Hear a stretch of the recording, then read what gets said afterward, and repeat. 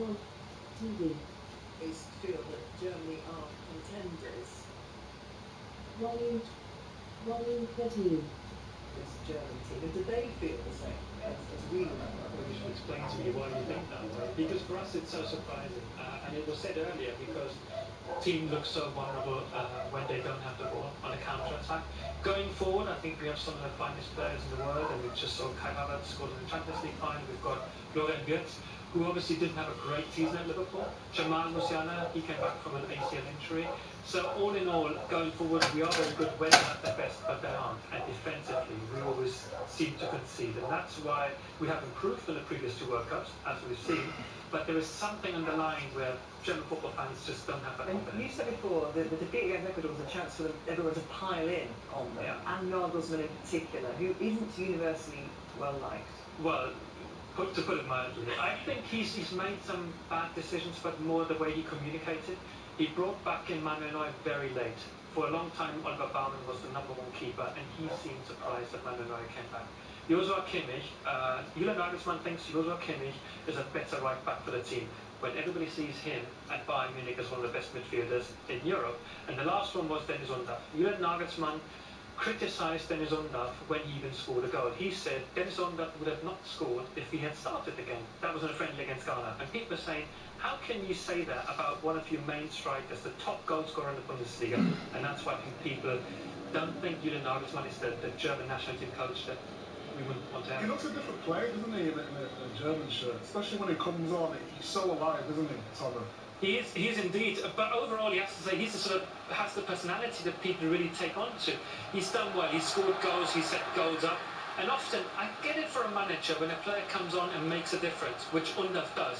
You like this role, but he's done enough to deserve a starting place, and thankfully he's starting tonight or this afternoon. But it is more what's between them. You think, your top striker, why do you constantly question him? The touch and the turn there, though, that's what you want to see more today. Absolutely. And one final thing on Nagelsmann and Undav. Nagelsmann sees the weakness in his defensive work, whereas most people see his strength going forward. But yeah, all his movement in the box, and he has the ability to always be in the place where the ball drops, and that's what he needs with the goal scorer. And this was a really big goal as well. Absolutely, and we all know, and that's why I said the team started so well into the tournament. You come up against the team of Ivory Coast, they are a very good side, and yet we beat them, and Undav scored again. And now one defeat after 11 wins, and football Germany thinks we're not going to. There was a thing that the changes were made for Ecuador, and so he didn't roll the dice there, did he? And if he had done that, if he had done the same thing as Norway, changing 7 or 8 players, you would say, yeah, that's fine. You're top of the group. You can give other players an opportunity. He kept a bit more or less the best 11, and yet they lost. And not to be gossipy, but there's also the Klopp thing looming in the background, isn't there? Don't mention Klopp. Jurgen Klopp is kind of the dream German manager. And in the beginning of the tournament, he sort of hinted, it was interpreted that way, that he could be the next manager. It was not good. And in this case, I'm defending Julian Nagelsmann because you don't want to hear that in a tournament. Somebody like Jurgen Klopp kind of hints. Who is working out there, isn't he? He's standing, next to the pitch pretty much every game. He's interviewing Julian Nagelsmann as well post-match, so it's not pleasant. Spicy. Very spicy. So Paraguay today will presumably, you think, Mike, I think that they're on a hiding to nothing in the sense that they had that terrible start against USA.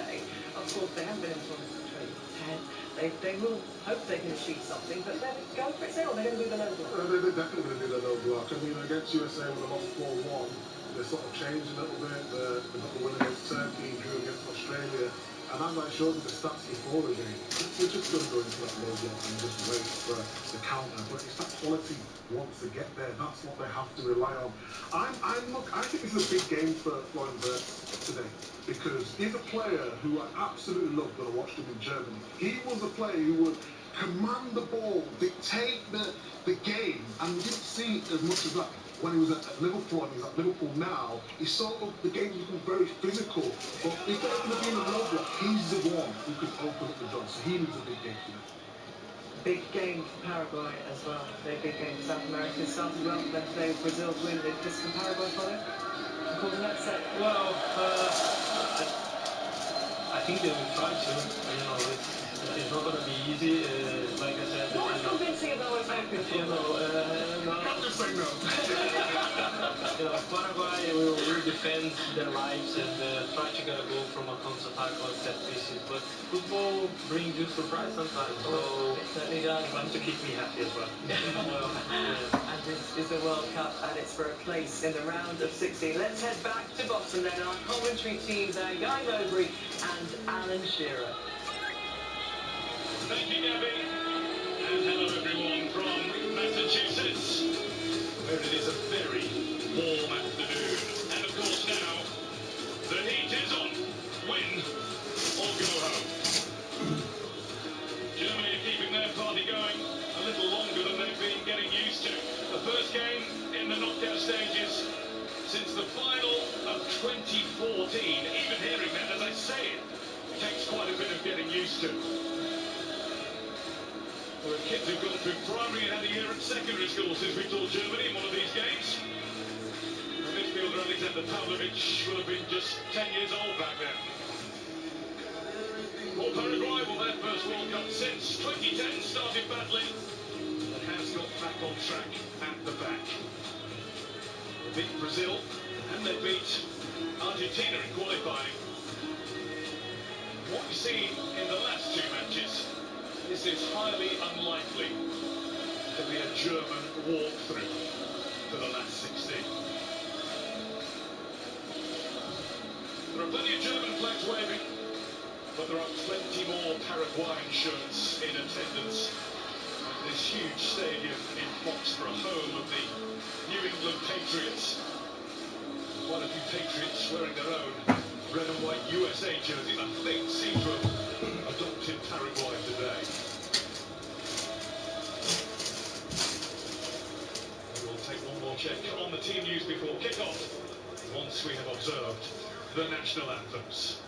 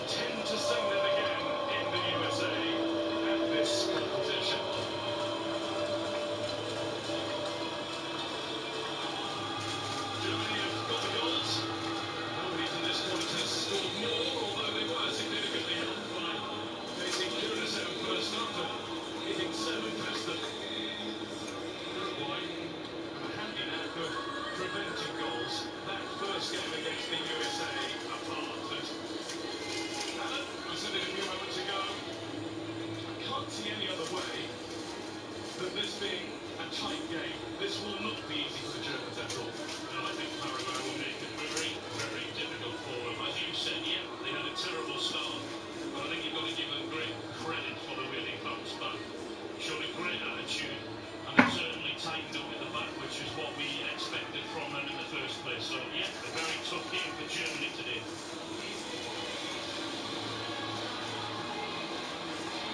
Players making a point of going to their own supporters and applauding them before they gather for their pre-match photo. What have you noticed? As we said at a few of the venues over the last few weeks. What a stadium this is. See the training pictures at the back for the Patriots. Alan was admiring the grass with huge empty pitch all over it, wasn't it? But not wanting to train on them. Morocco's Jalal Jayed is the referee for this one. His third game of the tournament and his second involving Germany. He was in charge for that 7-1 win against Curacao that got them underway. And in VAR, the crew is led by Tatiana Guzman of Nicaragua.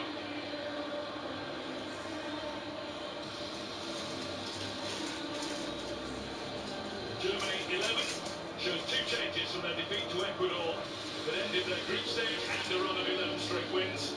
Nathaniel Brown has recovered fitness and comes back in to replace David Rao on the left of defence. Whilst there's a more eye-catching change further up the field, Jamal Musiala drops out and Dennis Undav comes in for his first start of the World Cup, having already scored 3 goals in the sub. And with that change, I think we'd expect to see Kai Havertz drop a little deeper behind Undav in the number 10 role, but they are sure to switch and mix and match throughout the game. For Paraguay, 4 changes from their drab but important goalless draw with Australia. Sunderland's Omar Alderete misses out, he's got a knee injury. Diego Gomez of Brighton is banned, having been booked twice.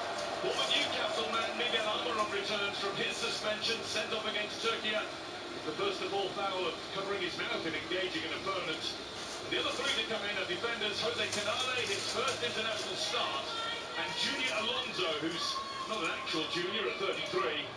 Also midfielder Damian Bobadilla.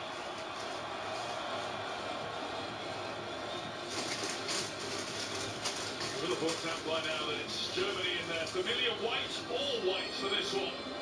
Paraguay are in their change colours, an all dark blue affair for them.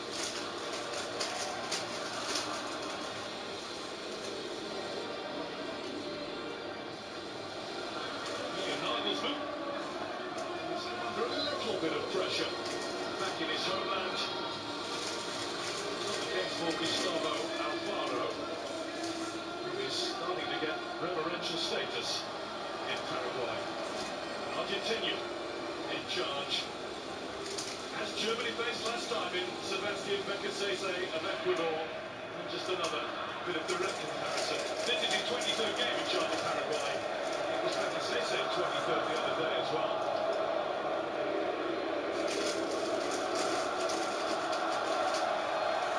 Here's Paraguay. They get the game started with the ball back to goalkeeper Orlando Gil. Will immediately play long, and that has become kind of a customary kickoff over the last few days. Yeah, we don't mind that, but kick it out, isn't it, that we saw at the beginning of the tournament. Paraguay are on the front foot. Flashing ahead of goal and getting a deflection on it as well. And a corner one by Julio Enciso, who's been their most lively attacking player in the first 3 games. Very brave going for the shot there as he did, because there were better options in the middle for him, but he's ended up getting the corner. And Ipswich fans will tell you he can play, just not enough. In Strasbourg, Ligue 1 in France. Going to take the corner, and what a crowd that is right in front of Manuel Neuer. He can't see anything from there. Sees so in. Oh, it's a chance at the back. Neuer's in the way of it. It was Junior Alonso who was up there trying to scramble it home. No way through. He was up there, he was unmarked at the far post. The ball eventually falls to him, just can't get that first touch as he would want it. I think he's all the way back though. Into a position as that was a long way back for him.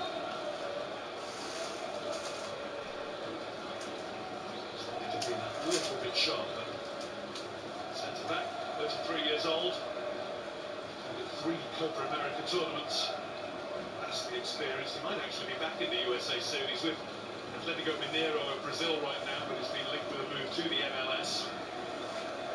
He got the nickname for it, known as the Sheriff. Just looking at Paraguay, they have played 5 at the back in their last game. It looks as if they're going in with a 4 as we'd expect. Cuba's sat in front of them, trying to protect them as much as he can. Willigan. Vince. Challenge on now. Breakaway, which is led by Enciso, and there are runners supporting him. Enciso to take on Tar, to take on everyone. Always looks to be one too many. Meche tries to stride out for Germany. Let's see who hits the foul. Paraguay get a free kick. Didn't have any options on, and he had to try and go himself. Because of the way he sort of won the ball, and he had to break forward.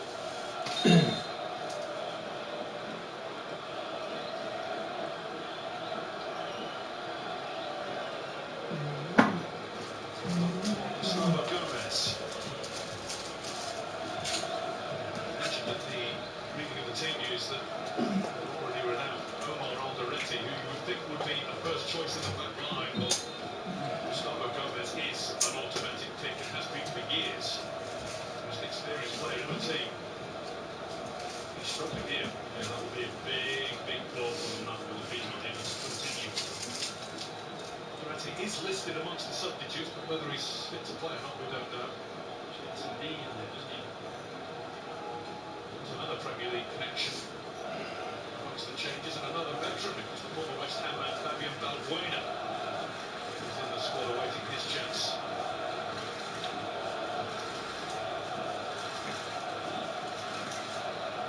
There's no chance in the end for Alonso, the form towards.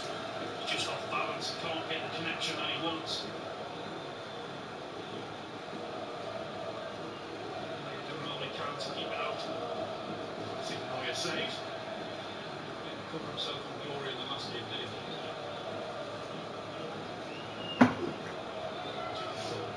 Germany goalkeeper, as we mentioned in that last game, I'm sure it's been mentioned ad infinitum at the tournament. Come to retirement effectively. Not played since the Euros 2 summers ago. International retirement, still going strong with Bayern Munich. Most weeks, London was.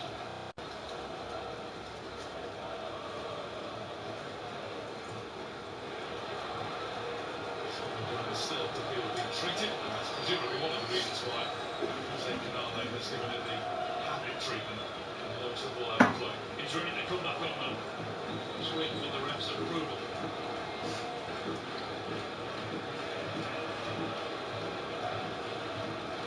Vince. Support from Brown. Looks for Ronda. It's Havertz who ghosts it. Ronda tries to chip in. Didn't quite have his radar right. Tentative.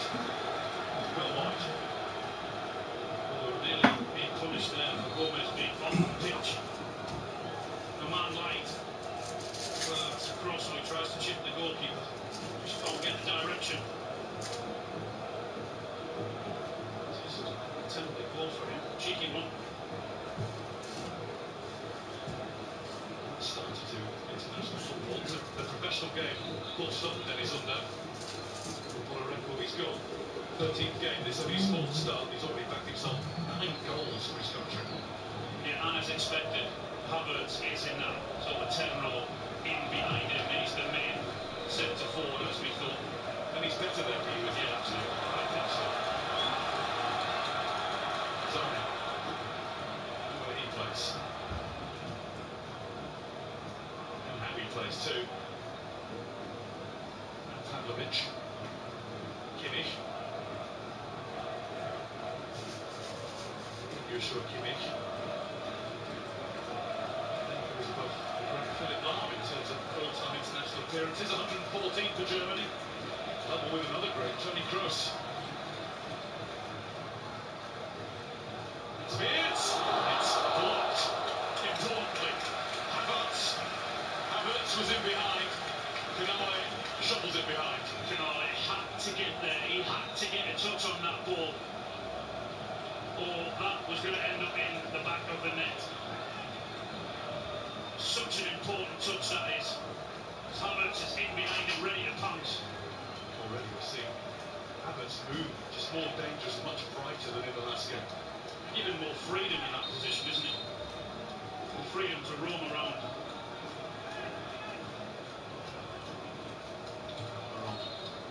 Just had a word with Enciso, now goes back into the 6-yard box. That's where this ball is heading. Deep one, knocked back in by Taha. Vince is waiting. That's low. That's the wide tunnel behind the goal.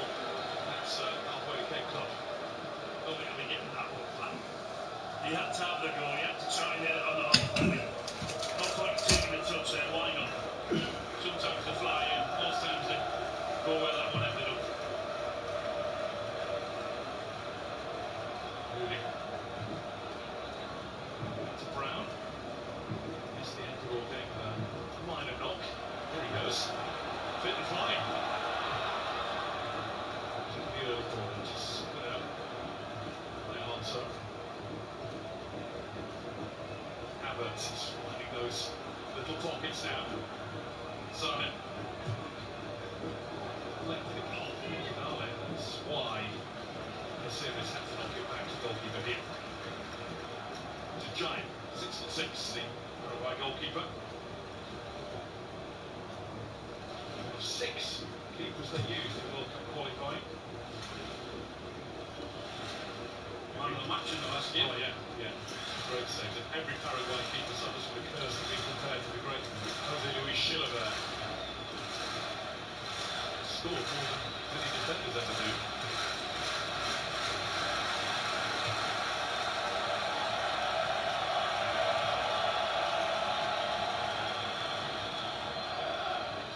Vince.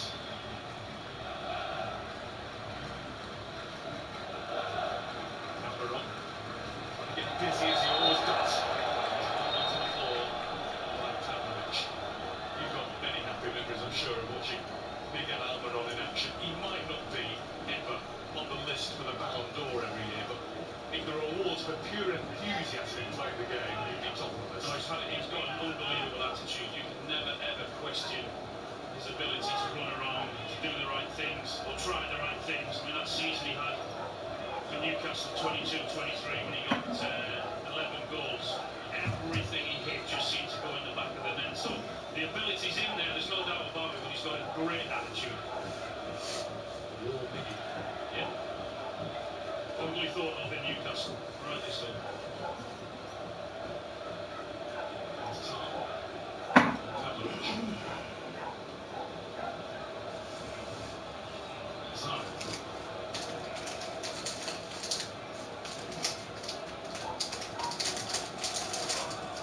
Rudiger. Tavlovich. Kimmich. To the floor by Enciso, and the referee is going to bring it back for a free kick. Play the advantage first, which was unlikely to come. He's going to have to do that, and Cicero when Paraguay haven't got the ball, he's going to have to drop in and try and do his workload in the midfield and help them out. Vince. Another ball in. It was deliberately left by Undab, but nobody behind. Took the punt in the hope that someone was going to be behind.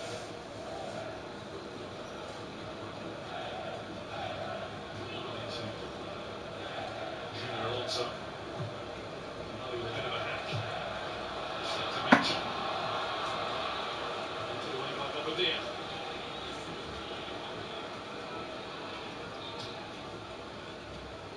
That's the first mistake Jose Canales made. It's another late bloomer. 29 years old. It's only his 5th cap and first start for his country. Rudiger. touch from Junior Alonso. That's what Germany are going to face for the vast majority of this afternoon in terms of that setup. How are they going to find a way through four at the back, four midfield, and then when Ciso sort of drops in there. Very, very difficult to play against when you're that well organised and there's not that much space. That's why Havertz is key for them today.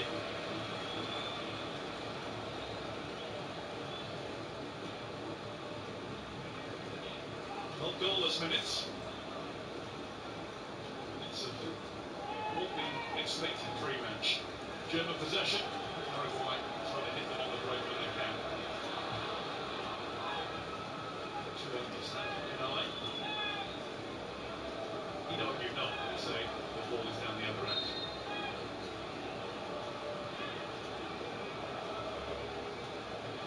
Break.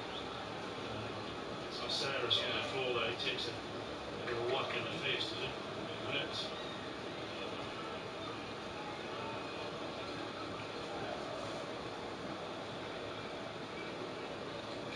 This is right in front of the technical area on the touchline. Paul Tavares getting his match top on already. Seen him as a tournament yet. Sent him off all the referee. Sarah in terms of having to go off for a minute. He was arguing the toss actually with the fourth official down there, saying I wasn't actually tending to my medical staff, but no, he's going to have to wait. That's where the law has worked, hasn't it? That's over the many things they've brought in. That's certainly one of them that has worked. It's quite a bit that has. We're getting more used to it, nodding more appreciatively the more games we see. Keep going, you might convince me the hydration breaks will work. But it's coming, it's coming. Blocked. Germany get a corner. Almiron putting in the yards. His pre-match description of the Paraguay defence as a collection of night-club bounces. Well, they're on duty now. He's got the right gear on for Germany. Don't look at me. Kimmich, heel of the goalkeeper, was getting nowhere near that. The referee has given it as the keeper being impeded. You can see, you don't need to understand German to get the gist reading the lips of Julian Nagelsmann. He's not having that one bit. Absolutely right. You can just see them fight, scrap and pull matches to the ground. Never getting away with that.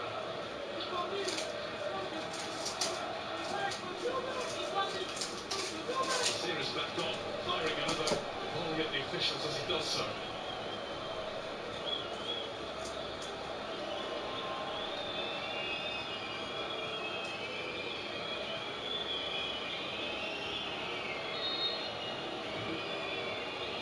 As you can hear, German whistles feeling that Paraguay are already start to apply the tactic of running down the clock as much as they can. We restart, they only have 5 seconds these days. It's another good one.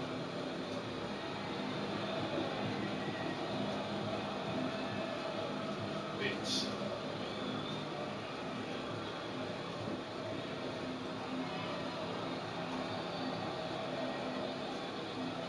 Tar. That was by Avalos. Havertz. Simon. Bundas taking his position on the edge of the area. No chance for Sane to find him though. Jose Canale looks determined to make the most of every minute of his full international debut.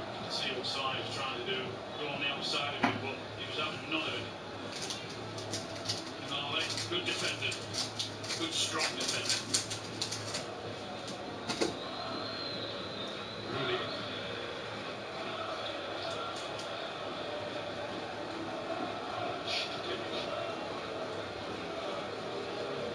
Mitchell. Tar.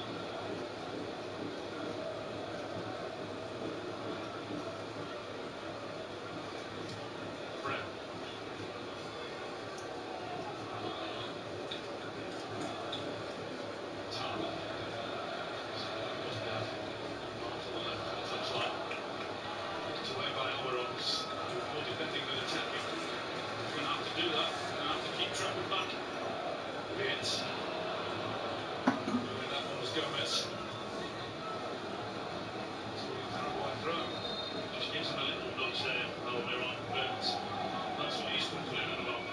just at the right time. Give him a little nudge, get the touch on Mertz, and he's won the throw-in.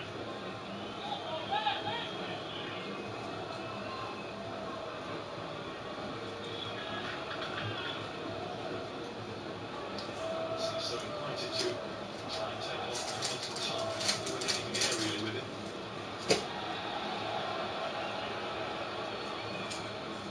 To Rudiger.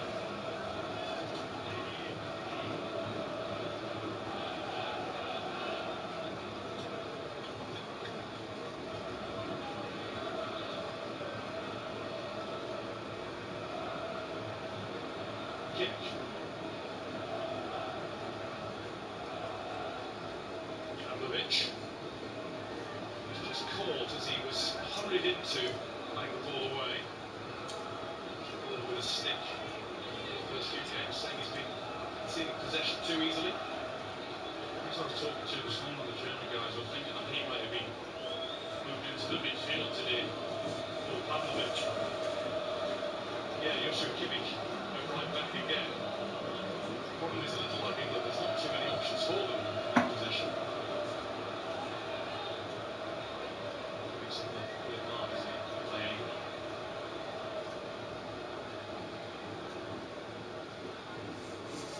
Ready to a centre back by Pep Guardiola, Bayern Munich.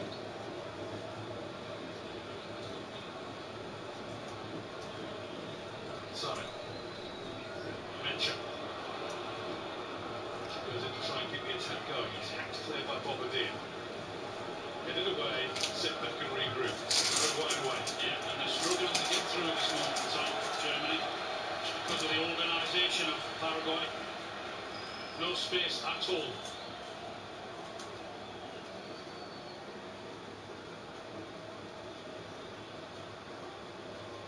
They will have to stick to their game plan and keep the passes going, because the more Paraguay chase, the more it ought to open up for Germany on a very warm day. We've got a nice bit of welcome breeze right up here, but down on the pitch it must be pretty sweltering.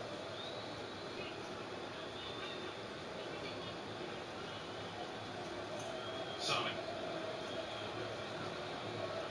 Rocked by Junior Alonso. That's a great example of when a wide person has got the ball. If he takes extra touches on the ball, he's given them a chance to get 2 and 3 back, and that's exactly what happened then. If he gets the ball and attacks the fullback, Alonso, doesn't give anyone the time to get back. And at the minute, for the first, 20 minutes or so, has been a little bit too slow from Germany.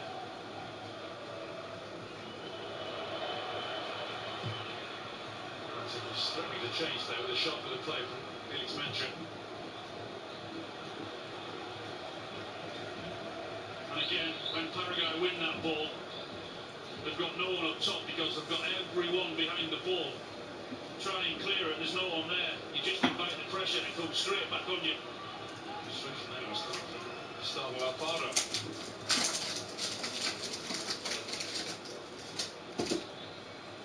Catch of Ecuador at the last World Cup. To the group stage. Vince. Almiron.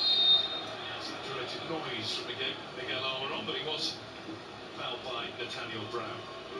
Just over on the right-hand side there when Sane receives that ball. He's got the chance to go one-on-one, but Mencha decides to actually run into the space that he wants to go into himself, so he takes a defender with him. I think at times, yes, you can have runners going in there, but also at times you have to leave your winger to try and get at the fullback. Not give them that amount of time. Not run in there and close that space off. Wenger was just making that very same point. I've got my list of names today, I may struggle. More Arsene, please. Just have a guess. I've been doing most of the way.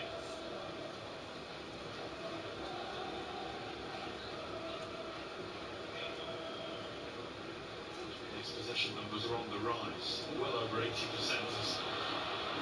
try and do something on the ball, but Morata didn't get very far. And the referees must have stopped him in his tracks anyway.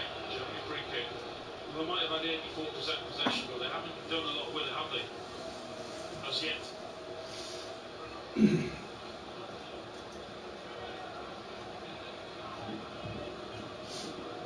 Tough.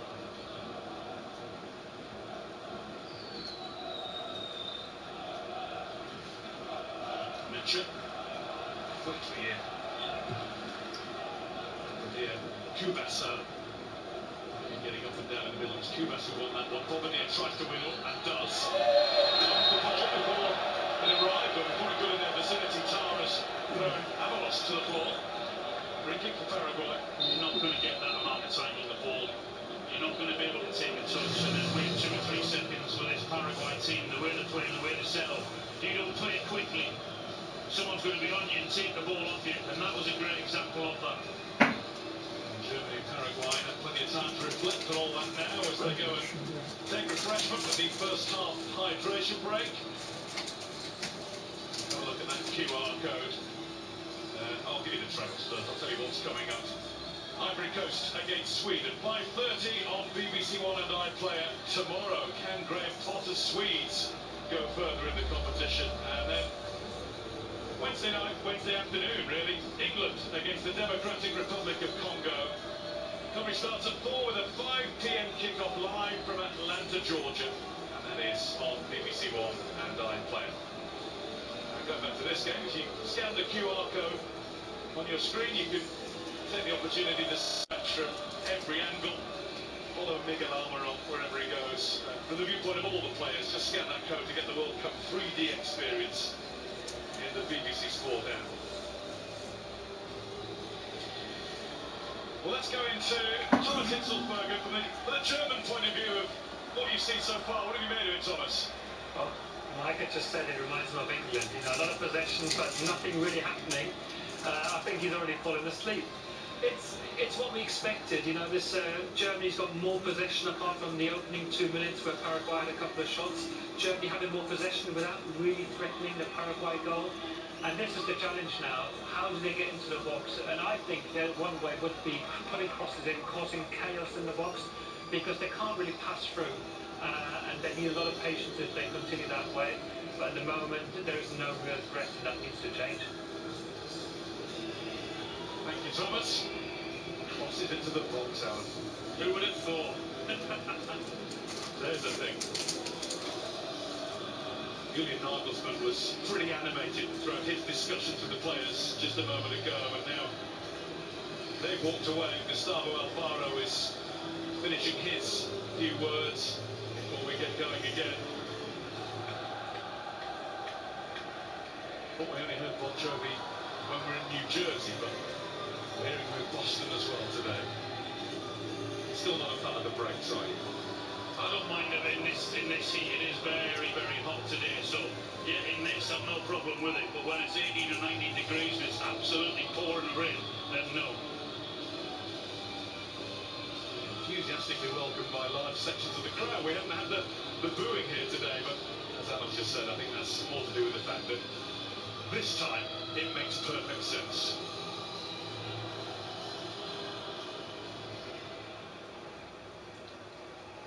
We seem to fade the music out at a good cue point. Paraguay have got to hold on to what they've got right now.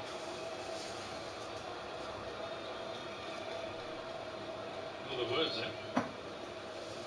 Hold on.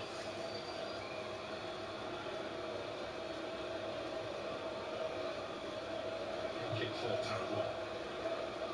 Towards Avalos. Rudiger.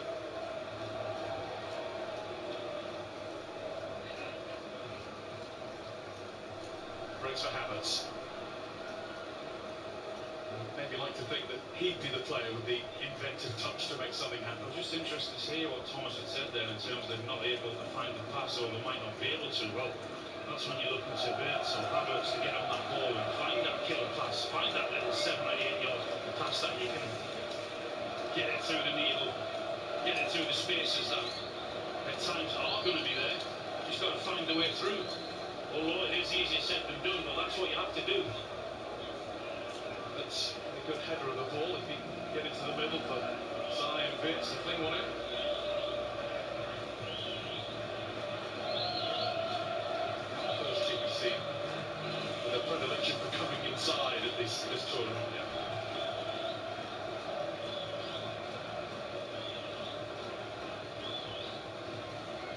to Rooney. 7 rather easy minutes played. Still Germany 0, Paraguay 0. A very relaxing, sunny afternoon in Foxborough so far. He's not going to want too many of them, is he, for him? But once the ball at his feet, so he can do a bit of damage then. That's been one of the problems for Germany, is they've not had enough width, particularly down this left-hand side, because he wants to, like Havertz does, he wants to go into the middle of the park, try and control things from there. First time we've seen the tall centre forward Gabriel Avalos win one when the ball's come his way. Flicked it on, but no chance for Enciso. Is Brown trying to time the right pass for Wirtz. Breaks for Pavlovic. Havertz is hanging on him. He's been fouled again, but he's been told to get back up this time.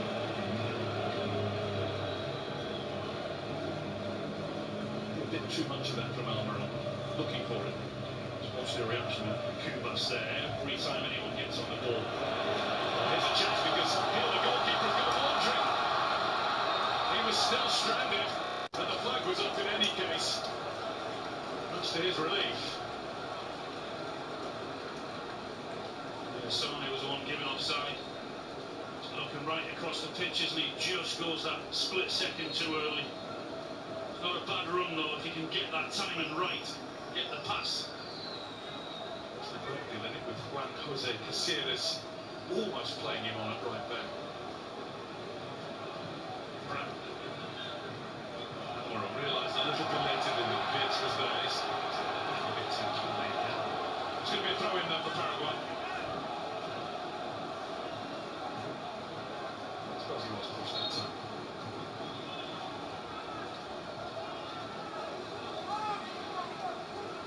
In from Caceres. Havertz. One back by Kubas. Almiron, there he goes. Puts it in, not there though, just running out of room. Life was made more difficult by the presence of Pavlovic. He's looking for the foul. Spoke about him at Newcastle also. Having watched him. Doesn't need a second invitation to go down either. There's another example of that. Delay in that one.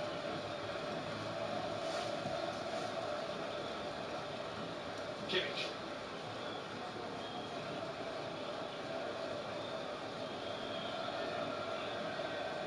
Rudiger. It's Brown to Wirtz. Wirtz has got the chance to cross. Quickly. Really enthusiastically again, Juan Jose Caceres getting in.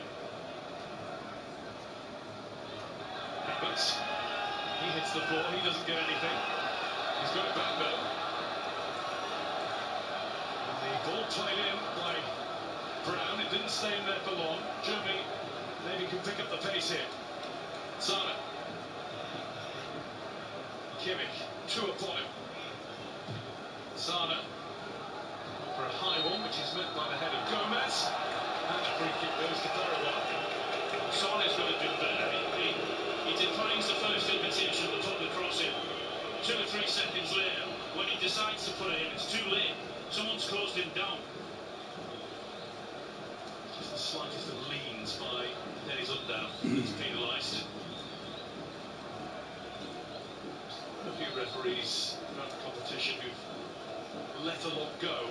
I get the feeling that Jamal Jayed is not of that mindset.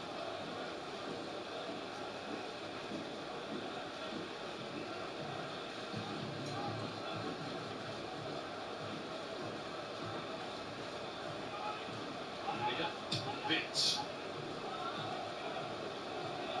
Son briefly there for Jonathan Tutt.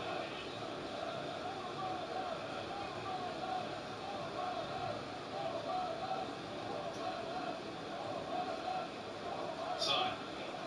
Inches on his way. Trying to get away from Galaza. Rudiger.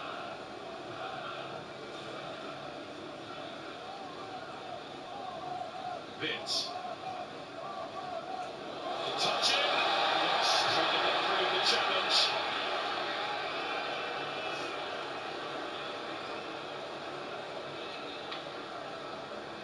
trying to do there. Havertz just inviting the defender to come in, which he did. He just couldn't get hold of the ball. Trying to use his body to swivel around him. Kimmich.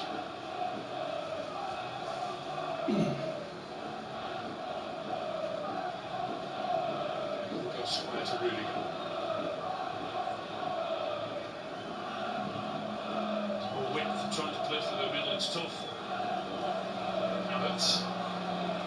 Almiron. Nobody ahead of him. Caceres. Who makes that hit? It's a layout for the chest to Joshua Kimmich. Look at where Kimmich is now though, look, he's got nothing to his right hand side. Coming back into the middle again. Pavlovich. They go sideways and they have to go backwards. They're still not making any urgent move out to the touchline. Beers is coming off the left now as well, with Brown the option on that wing. Here is Pavlovich central. Sane stretches but collects, but then he's unlucky, the ball comes back off him. As his cross was immediately stopped by Junior Alonso. Instance there when he's just trying to get hold of that defender and invite him to get in front of him, and when he tries to do that he's got control of the Havertz, but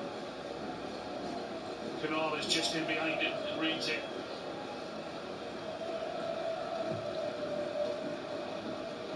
No goals, not a great deal of excitement yet. Other than the corner of Paraguay, I can't even remember them being anywhere near 18-yard box, can you?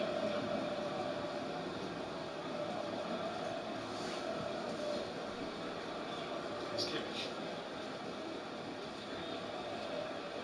Sane goes himself, doesn't get past the doesn't have to pull his way. Is it Ciso? He doesn't get far either. Breaks for Almiron. Almiron having to be strong. The export ball, but he was fouled. Free kick from Paraguay. He doesn't like, as I said, he doesn't like doing that problem at all. If you want someone to work for you and track back for you, give him an extra body in there, then he'll do that all day long. He doesn't mind doing the running for his team at all. Super ball there from Joshua Kimmich. Didn't see from the blind side that we were looking at it there from, but Almiron's shirt was being pulled out all the time by Mencha.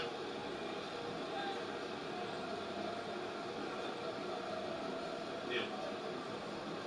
Knocked into the middle by Gabriel Avalos, and that's where I feel sorry for a lone 6'3" striker.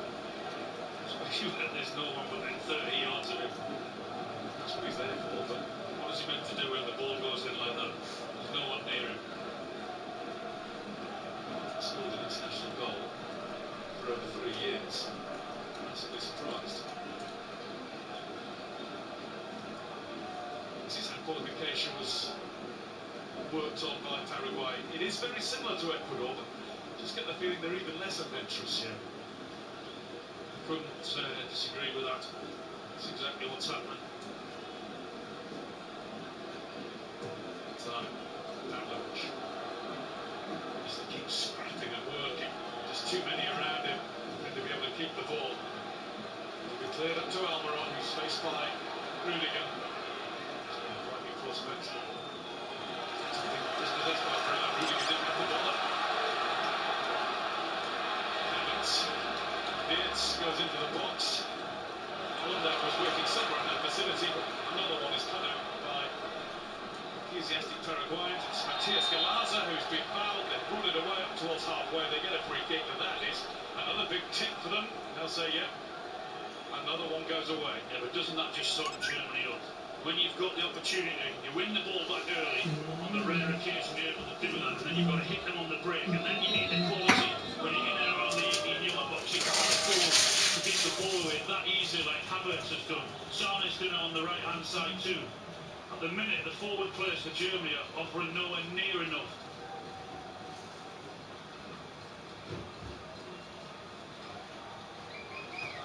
Supporting Paraguay. Enjoying themselves so far.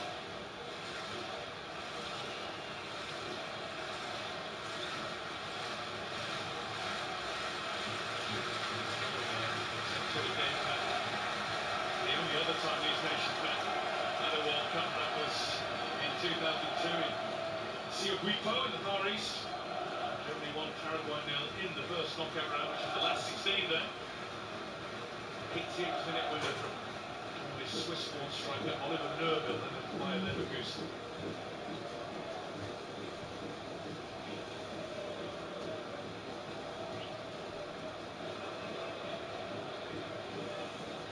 Remember that case particularly, but given that Paraguay were then coached by Cesare Maldini, father of Paolo, a great Italian tactician. Yes, they were pretty strong defensively then as well. You're talking about days gone by, you can understand then the game is absolutely rubbish, and that's been play. Been nothing in it at all, is it? Change very quickly. Yes, from a neutral point of view, you can't need Germany to score, so Paraguay have to play it. Absolutely, that's what it needs, but it needs more from the forward players. You mentioned all four of them, and all four of them at times have given the ball away, surrendered the ball straight back to the opposition with ease. Had the opportunity, 2 or 3 of them, to go past players, 1v1, and they haven't been tackled too easy. Need more from them. Caceres headed it too strongly, strapping on for a corner. She's looked bit off the hook a little bit because he was waiting for that. Caceres steaming in. He just knew what he was doing all along. You had it, we'll have a corner.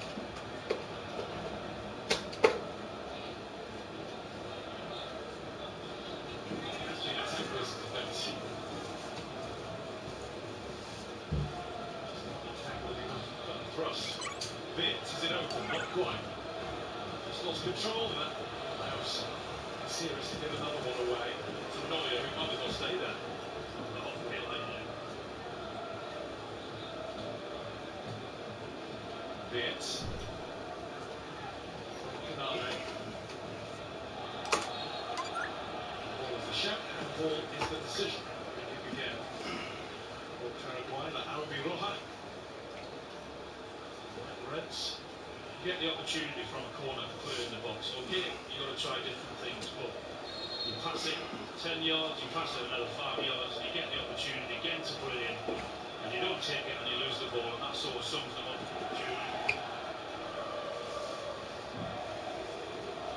Pushed by Gomez.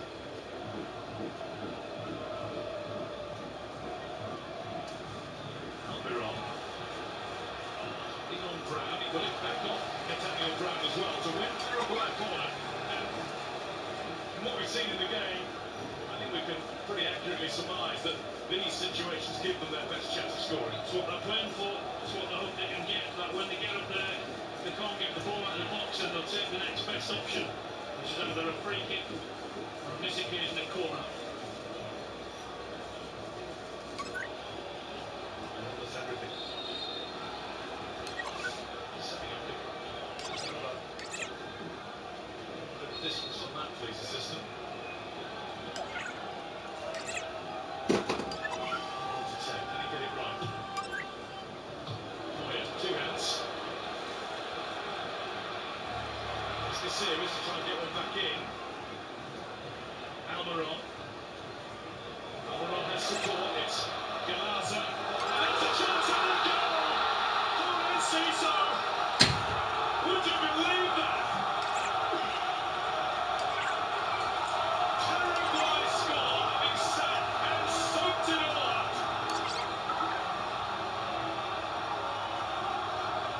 They've worked for anything they could get.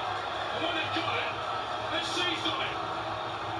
Germany 0, Paraguay 1. It's a turnout in the New England air. Well, everything Germany haven't done, Paraguay just done down the right-hand side. Brilliant work from Almiron and Galata down the right. Neuer chooses to punch.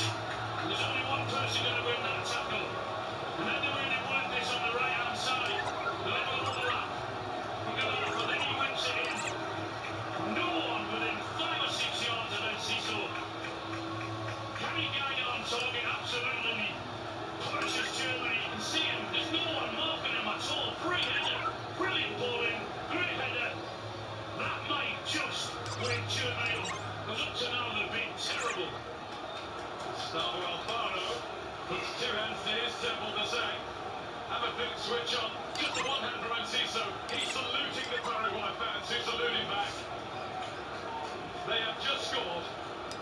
first ever goal in a World Cup knockout match. The only previous one they won in 2010 was some penalties against Japan after a goalless draw. How they've done it, I don't know. But they lead 1-0. Well, that's we said it. That's their hope. That is their best hope. To get a free kick, to get a set piece of corner, pick up the pieces, and try and punish. And they've done that. Rudiger dispossessed by Almiron, the Germany throw. Here's Vince. Almiron. There again with help from Damien Bobadilla. Almiron's on everything. Neuer as this is watch is way out of his area, rightly so. Plays it out to Kimmich and now it's Sané. And Germany have got to get busy. Busier. That's given away by Mencha. That was careless. Got to wake up, Germany. They've been terrible. Really have. Been punished, and rightly so. They've been slow, they've been lethargic. And to put it quite frankly, they've been awful. We've been hearing about the criticism the team and the coaching staff have been having from names such as Jurgen Klopp, Thomas Muller. And they're on the touchlines as TV pundits for this tournament. They've been laying in. And there'll be a few more great names of the past from the all-conquering Germany national football team. They will be shaking their heads in disbelief of this. Well, they should have this performance. They're miles off them. In from Sané. Almiron, that is high. Keeper doesn't cover it. He'll change his mind. Who wants it? That one's well target from Kimmich. He was hurried into it. Swing and a big miss. Well, you said that who wants it? There's only one team that want this at this moment in time, and that sums them up. That ball in, it's a brilliant ball. It's a fantastic header also from Enciso. No one marking him at all, and he's punished them. And they deserve it. They deserve it because of their attitude and qualities and understanding the game and the game that they have to play. And the game that they're playing at this moment in time doesn't suit Germany. They're the better team. Wasn't that? One for Germany. So he has to for 5 additional minutes until the break. The next break. The real break.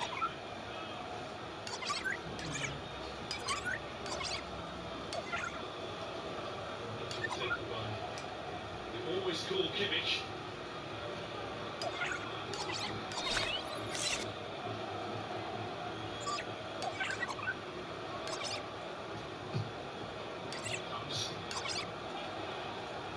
Job is done for goalkeeper Orlando Hill. Seems to have a reluctance to leave his line on that for a giant. Matthew, the defenders, this resolute, strong and determined, leave him to it. Yeah, absolutely. He's got defenders who want to defend, who enjoy defending. And they're enjoying it out there at the minute because they're winning every single battle. Every single 50-50 ball.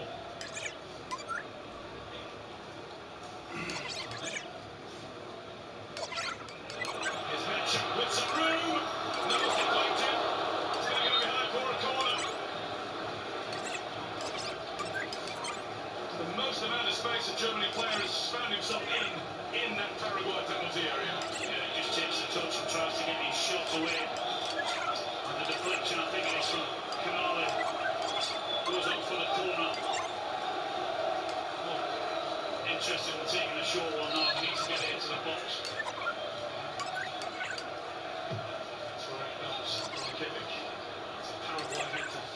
Clear again. Sané puts himself a run up at it. That's a better delivery. Havertz didn't get anything. Kimmich does, but it's plucked out of the sky by Orlando Hill. And he's off. He's kicked it long. Look for Enciso. Neuer watches and waits and reads it well. Mencha waits on. Under through towards Havertz. Was Havertz tripped on? Did he trip over the ball, or was it just a stumble? Well, he's not appealed for anything. He was offside anyway, and the referee wasn't minded to give anything. Yeah, it didn't matter. He flagged really early, the assistant on the right-hand side. Yeah, he does go too early.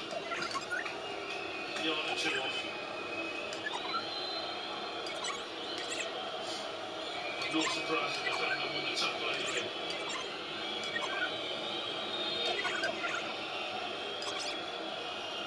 Hill. Yes, that was clear. That's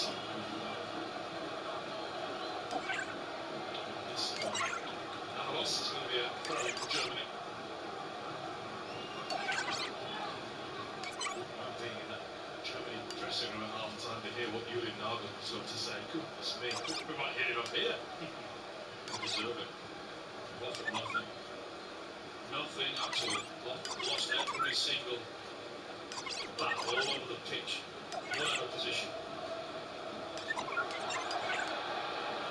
For them elements to Leroy Sané's annoyance.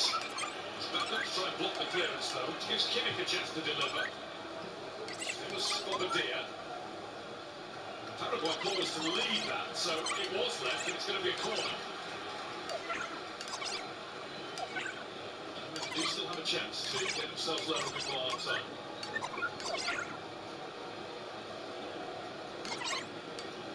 Now conceded in a record for the country, 10 World Cup games in a row. Hadn't kept a clean sheet in a World Cup match since the 2014 final against Argentina.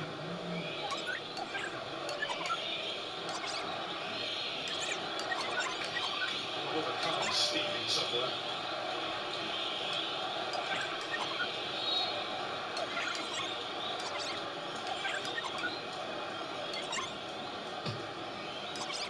Just one swung in, well not there, just actually as easy as a routine for him. Great ball in, was it? Not at all. Too easy for the keeper. Ciso is undeterred by losing the height battle with every one of the Germany defenders. Everyone that comes his way in the air, he's got his eyes on it. Wants to make it his. He was up there on his own. He wasn't winning that one. It's Brown.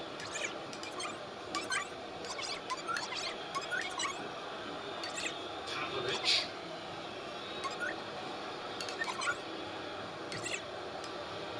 This time by Gomez. Avalos. Let's pick up the ball, kick it towards the touchline because that's where all the players will be going now. It is half-time at the Boston Stadium. The figure in black with the white trainers, you can see, leading the sprint towards the locker rooms is coach Julian Nagelsmann. I think he's moved quicker than any of his players have in that first half. He really will have to sort them. So,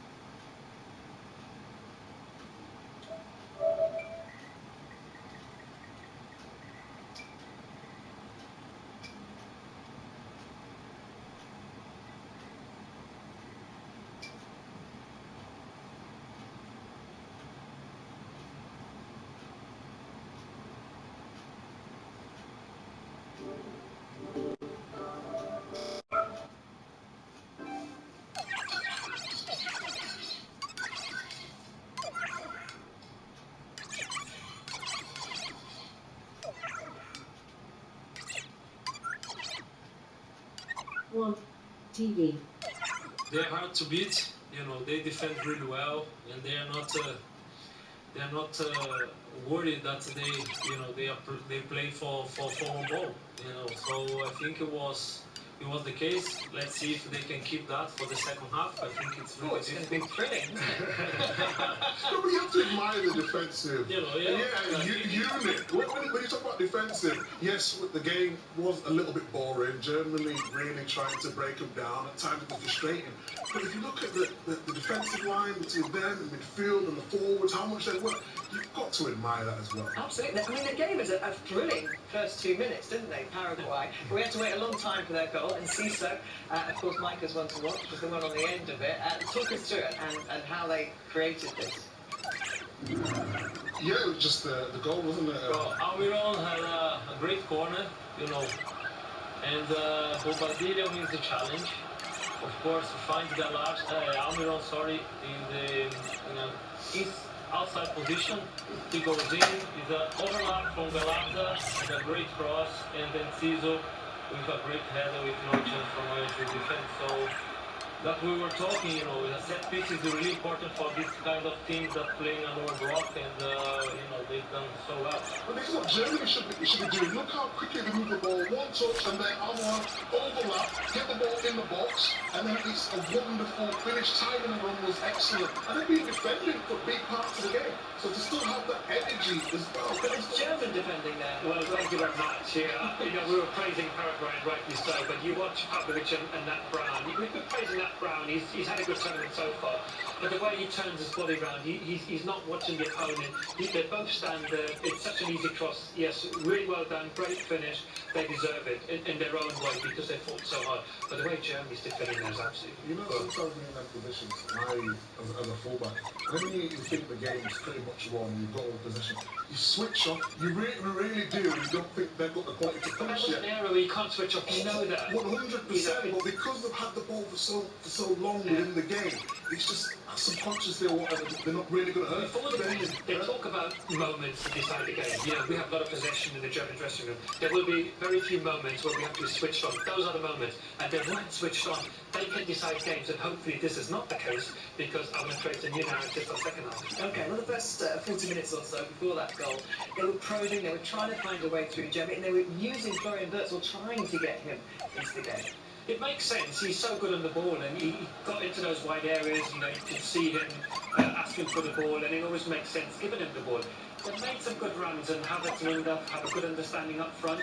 They did this at time, and you see now Havertz passing the ball into Under. Yes, he should have squared it to Pavlovic, but at least he's getting a shot. It's just wide. But again, on that left-hand side, they had a lot of joy getting through. They had a lot of possession on the right-hand side, but not much was happening. And here again, those runs, in this case from Nat Brown, that's something that created. And here the cross, when you're a team that plays a lot of short passes, that's great. But if you don't make that difference cross it, that was a good one. And in the end, same situation, Brown goes deep, tries to cross, and there we go again. Two people in the box, or three in the box, but great defending. Yeah, it was exactly that. But with all of that, you've got to admire the defending. I know you're looking at it from a Germany point of view in terms of the way they're attacking, going down the sides, but to be that organised with that amount of possession power, I just think it's been excellent to watch, because it's very tough to deal with that amount of pressure. And if you just look at the shape that they've got in that 4-4-2, and especially when you play with two strikers, they've got to do the work. And there's no way for you to try this time to go through the middle, and then you're just waiting for that counter-attack. Then after this time, again, you see the shape, but it's very organised. When the ball goes to one side, everyone knows their job. They shuffle across, and they're looking for that ball inside. So they think Havertz is going to run outside, Wirtz is on that left-hand side. But there's no way through because they switched on. Thomas mentioned it, they have to switch on in these situations. And this is their game plan. Exact same thing here. They try to go through the middle. If you look at position between the defence and the midfield, everyone knows their jobs. And yes, it's not been brilliant in terms of them on the ball, but off the ball, it's been really good. And the manager ever said. And Paraguay as well, after the USA game, they are not conceding much, and so fair play as well. I think, of course, Thomas is not very happy, but we have to give credit to Paraguay defense as well. They are doing really well in closing the spaces. And of course, he's made his changes. The player that people were clamouring for to have a go and start, Unga, is there. He started. We haven't got him to bring off the bench. What are his options? I'll probably bring Musiala back on, or making a tactical change, because we said there weren't enough crosses. I think Joshua Kimmich, he's not very good at defending, but he's very good at putting the ball in. Maybe push him up a little bit higher, getting those crosses in.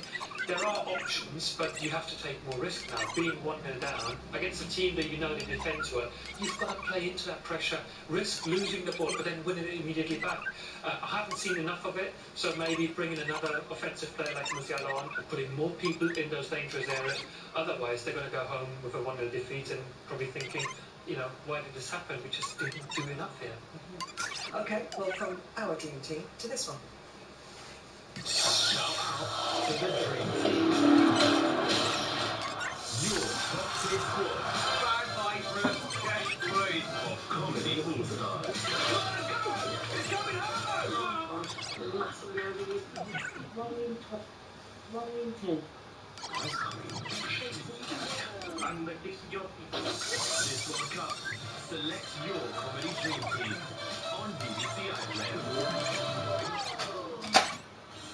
Well, Ivory Coast Norway is our next live game. That's tomorrow at BBC on iPlayer from 5:30. Wimbledon's underway. There's coverage of every course on iPlayer from 11 o'clock. The Football Daily podcast is available now on BBC Sounds, where you can also find the Wayne Walker Show.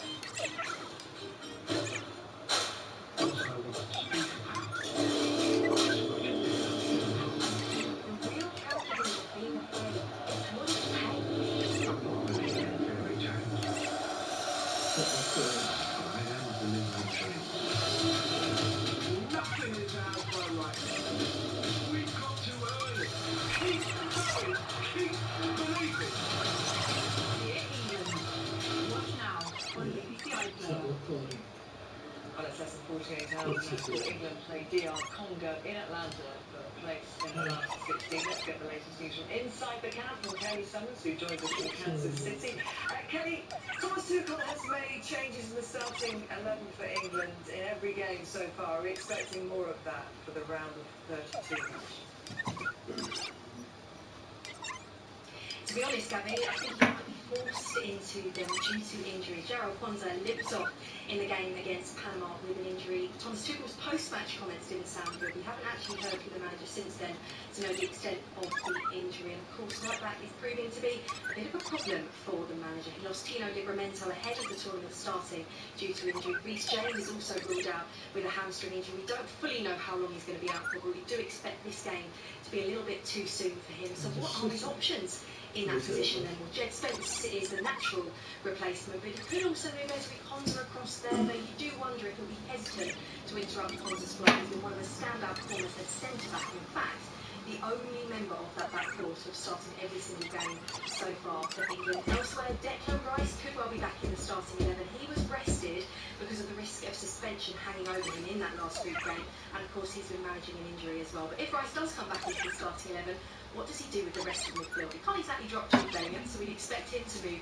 further forward, but what does he do with the rest of the attack? And of course the eternal question, did it function well enough of Bukayo Saka and Marcus Rashford, the two, to start on the wings? What are we expecting from DR Congo? Are we kind of going to anticipate the kind of game we saw against Ghana? Yes, England fans won't like me saying this too much, Gabby, but I think that's exactly what we're expecting. For Ghana, we saw how low block they set up in. Well, actually, DR Congo are the only team, Ghana, the only team to have had less possession so far in this World Cup than DR Congo. It's the first time that DR Congo have ever qualified for the knockout stages of a World Cup, but they do have attacking threats of their own. Of course, Johan Wissa is a familiar face to watchers of the Premier League. But yes, a low block is very much expected. Noni Madueke was speaking in the press conference in the room behind me earlier today. He actually said England always expect teams to set up defensively against them because of the attacking talent they have. I also sat down with Jordan Pickford and he said they very much expect the same. I guess the hope will be this time we get an outcome a bit more like against Panama rather than against Ghana. Thank you very much, Kelly. So from Kansas City, let's go back to Boston and get the thoughts of Alan Shearer, hearing about more changes expected for England. What are the big issues for you, Alan? I think we need to get more out of wide areas. I think he's still searching for those combinations, both down the left-hand side and the right-hand side. Whoever's played on the wing or whoever's played full-back have had to put up with something different. That doesn't help. He's had to make changes into the back four as well, some through his own doing, but some through injuries as well. So that doesn't help the back four, because I think certainly on occasions when England have attacked and lost the ball, they've been hit on the counter-attack. I think if better players were there and up against them, then England might have been punished. But the big picture is they won the group, they won the game, so they'd have to take belief from that. But that's the starting step. We keep talking about a low block, don't we, Alan? We've seen it again in the first half of this game, and other teams in this tournament are setting up this way. So far, it's been successful for Paraguay, and Kelly's saying that that's kind of what we're going to expect from DR Congo as well. England are going to have to find a way through. Yeah, absolutely. And if you can't play through them, you have to go around them. And I don't think we did that anywhere near enough in the last game, or the one against Ghana. When I say around them, you've got our wingers who are prepared to go on the outside rather than come inside all the time and whip it in. And I thought that was happening far too many times in both games, actually. But because he changed it, that means he wasn't happy with I wasn't happy with the performance in the Ghana game, so he changed it up. And I think it was very similar in terms of getting balls into the box and being creative. But we, not for the first time, we got a set piece and we looked a little bit better than when we broke the deadlock. Thank you very much. I'm glad to see that you're in the shade now. Absolutely. Enjoy the second half. Tom, it's interesting hearing, both those conversations there and the conversations we were having in the first half about Germany. There are a lot of parallels with England, aren't there? There are indeed, and it's incredible. But you would expect both teams to play in a more attractive style of play, because individually there are so many great players, and yet it's not happening. And that's why people get frustrated, and especially in this first half of Germany, you think, this is just not enough. And they always complain that they get criticised so heavily, and you think, well, that's what you expect. And Julian Nagelsmann, again in particular, he got into this position because he was so innovative. He kept on changing formations at the clubs he was playing at, and now it looks like he's gone back to 4-2-3-1, not much changing. We need that creativity right now, because individually, with respect to Paraguay, we should be good enough to beat them. And bringing on Leon Goretzka now is one way of doing it. He brings power, he brings speed to it, but that's just one element. We need more than that. And he can arrive in the box at the right times, the late runs. I love this sort of player, Goretzka. He can start deep and then he can make the difference in the box. And I feel as though Germany, moving the ball too slow, you said parallels to England, I think that's exactly what's happening. He needs to move the ball quicker, get crosses into the box. I know it's easy saying it, but we're watching the game and it's very difficult to break down a low block. But if you just move the ball a fraction quicker, then the spaces start to open up. Then you can get them forward runners into the box, and that could be the difference. As for Paraguay, who don't appear to be in any kind of rush to get out there at all, I mean, they stuck to the game plan, didn't they? So deep in the dressing room. They don't care if they finish this game. It's 15% possession. It means they go through to the final round of 16. Yeah, as long as they don't concede, they are through. So that's what they are aiming. And like Mika said, I think Germany needs to bring something different to break this defense. What are they waiting for? They're parking the bus. They're looking for that bus they're going to park right in front of the goal. And Susio there, he's a man who has given them the lead in what could be an historic occasion for them in Boston. If they can hold Germany off for another 45 minutes, I think it's going to be quite good. Yeah. We're going to enjoy this. Let's hand you back to Guy and Alan. Thank you, Gabby. That QR code on your screen, I'm sure everybody's used to this now. Just a reminder that you can scan that to pick up your TV license, which you need to enjoy the World Cup, whether live or for the highlights on iPlayer. Scan it, buy it the easy way. Nothing easy about this for Germany. Confirmation of their half-time change. The experienced Leon Goretzka has indeed come on, replaced Felix Mencha. Is that going to be part of the way to finding the key to scoring the goal that they need? At least one is needed to take this any further. The step up in performance and in attitude, Guy, because I'm sure their manager at half-time ripped into them.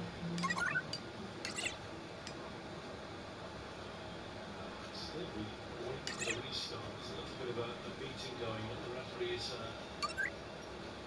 taking issue. Getting some bad socks in the Republic. Offside. Germany will get the second half started. Will they get themselves started?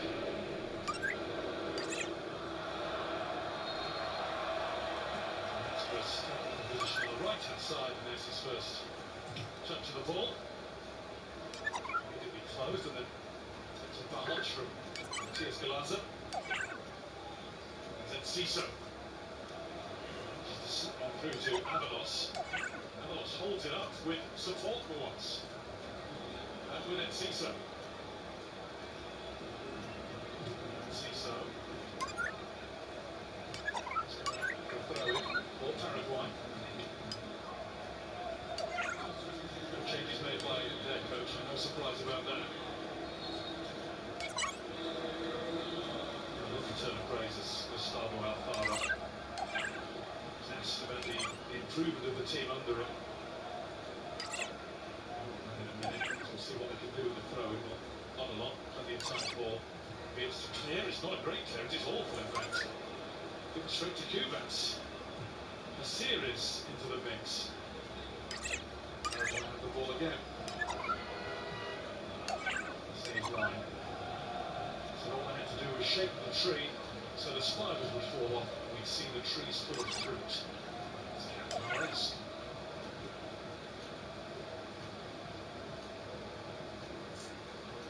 They need to shake themselves. Do.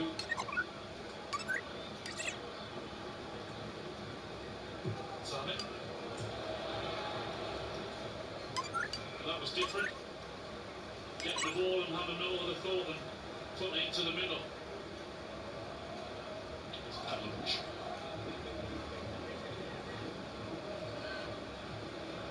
Kimmich. Away to Ciso.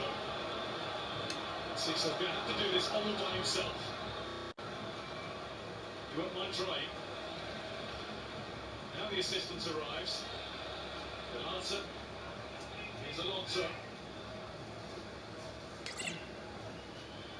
Worked it nicely back to Matthias Galaza.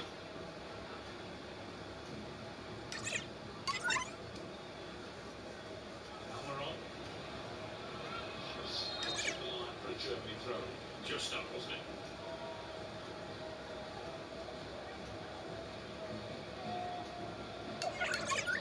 So I have to do some travelling back there. Kimmich had got in the middle, made himself forward.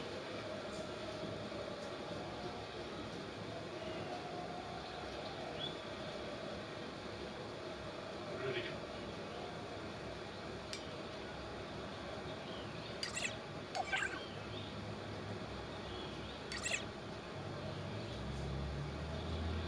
Very fortunate that it bounced back to him. Pavlovich. Fronted immediately. Kimmich. He goes for the early swings. Deep one. Recognisable straight away that two occasions, right hand side, ball into the middle, straight away. No passing sideways or backwards, or any other thought, and get it into the middle. Havertz up there with Undam now, basically. He is. A really good tackle. Anticipated and the ball tipped off. Stay Paraguay in possession for long. It was yet another challenge right just Cubas. Montecito, the little engine, you can see why in the midfield. It's everywhere, it's been everywhere, hasn't it? As well as being praised the back four for what they've done in the first half. They have helped them out.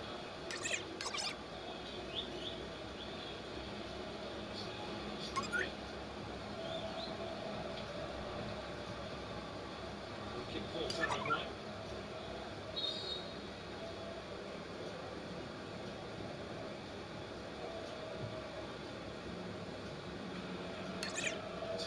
Leaving that for Kimmich, which is risky, and then Ciso gifted it by Kimmich. And they needed Neuer. That was great. doesn't get anywhere near the connection on the ball he wants. Ciso reads it well, just can't get the little dip that he wants, the little touch to put us past Neuer.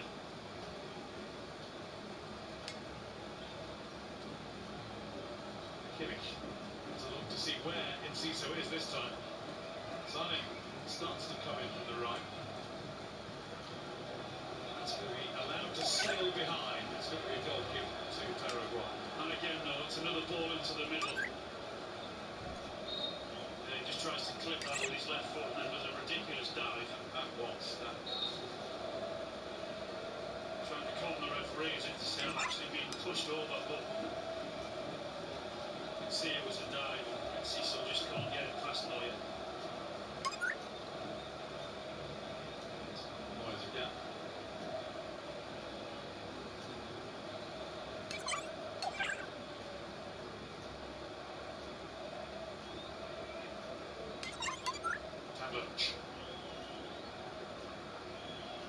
Tal.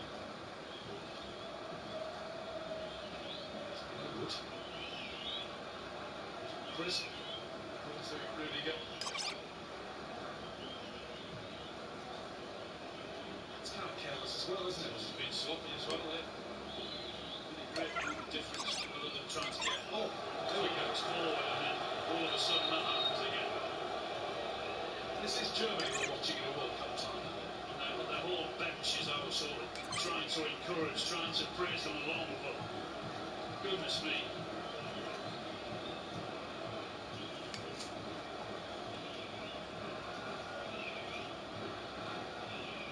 Right. Poised by every German error. Racing there for Jose Canale, and he gets there.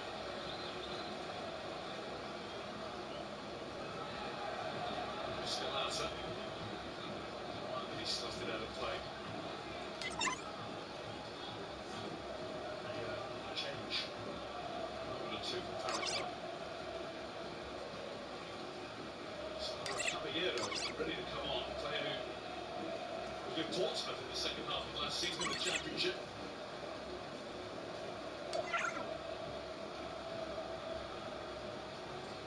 Sane. Kimmich. Tar, here's Rudiger. Germany player playing higher up the field now. Yeah, they're all about another 10 or 15 yards further up the pitch to the centre halves now. They're the ones that are trying to spread the passes around, in and around the 18-yard box. Bits.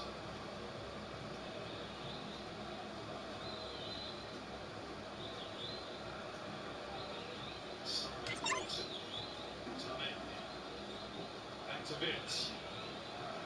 Dance away from the defenders, but there wasn't a pass on to Vince. Has just been caught by one that was left in. It's Undav. Forced off it. Probably do that when you play your two centre halves as high as that with the pace, particularly with Almiron has. That is the threat and the danger in doing that for Germany. If they lose that ball, the ball over the top straight away. Rudiger. Havertz. Just a little lead into him to let him know he's there, to make sure the header isn't easy from Jose Canale. And it's Orlando Hill's ball again.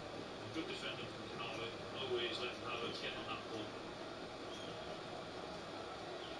It's probably the hair from getting a taller version of Carlos Puyol vibes from him. You said earlier, pure defending. Towards Havertz, there was a little touch of it. Germany to be caught him in the box, and it's headed in for 1-1. They've been crying out for that, and they needed that. It's level in Boston. Well, we noticed it straight away. That is without doubt one of the things that Nottingham said at half-time. Get the ball into the box, get crosses into the box, and it's become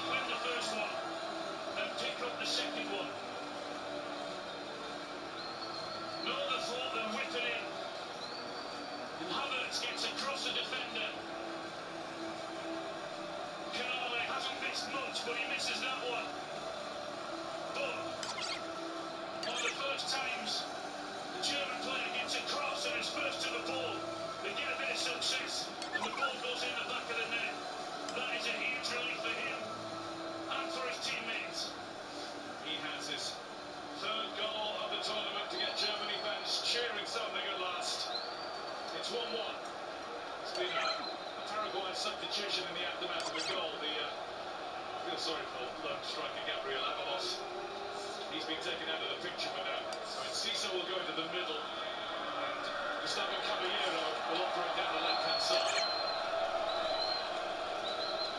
John Lennon Portland from Santos, the Brazilian team, from the end of January, scored 1 goal at Millwall. Enciso's out of the game here as Germany try and get their game going. More of a spring in every step here. That's up towards Zane. Great block, Canale once more. Another good block, this time it's Cubas. It's going to be really intense now. Paraguay want the ball out, and Cisse still in the other half, down injured. Almiron. And the game has been stopped. Almiron's frustrated, but now he realises why. Enciso is going to get treatment.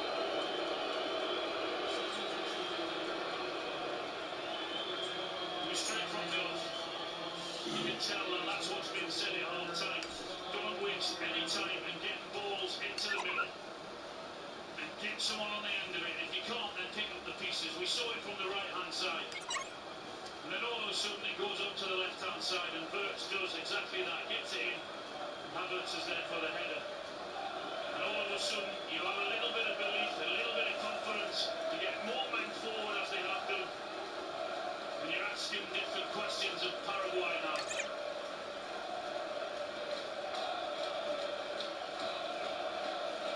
German songs, haven't heard them all that much throughout the course of this afternoon. Enciso is going to be okay. Paraguay needed to be okay.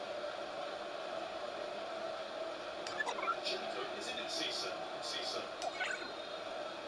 We've got Mauricio ready to come on.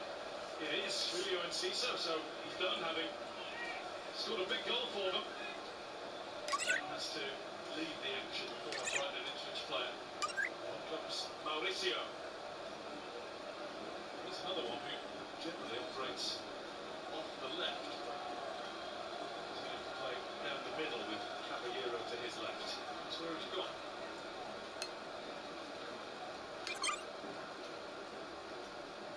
One game on.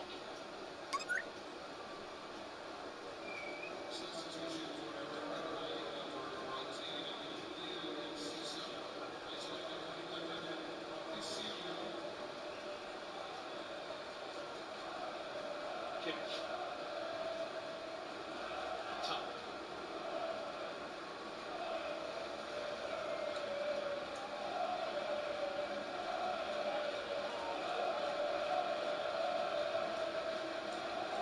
Pavlovic. Pavlovic.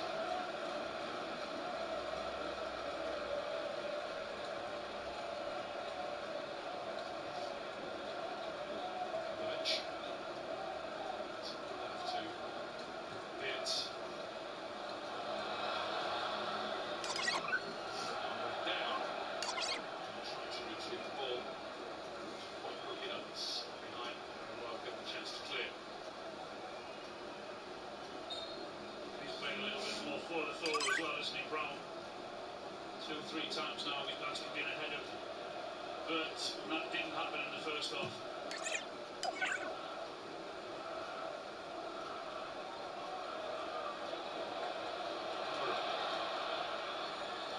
Mauricio. It's a header on target.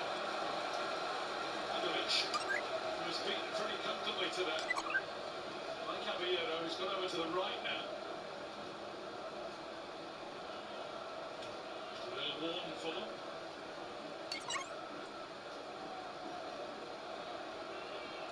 It's Caballero. Okay.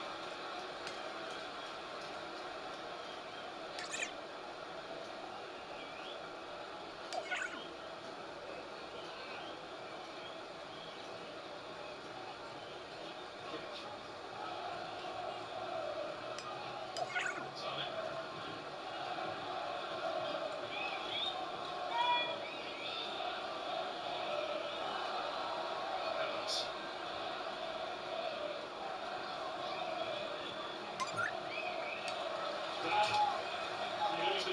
someone closing down and chasing.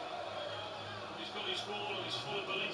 But that wasn't also happening in the first half when they lost the ball.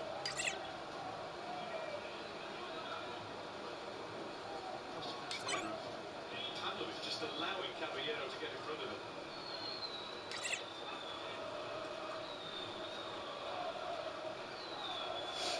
There's a long way to go. Teams do build into tournaments. England have to get better from what we've seen. Germany have to get significantly better. There's evidence from two World Cup winners here today.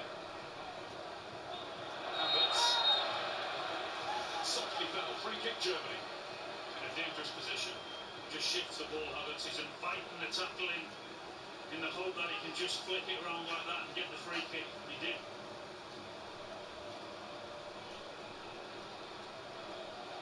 He's sucked it into the challenge.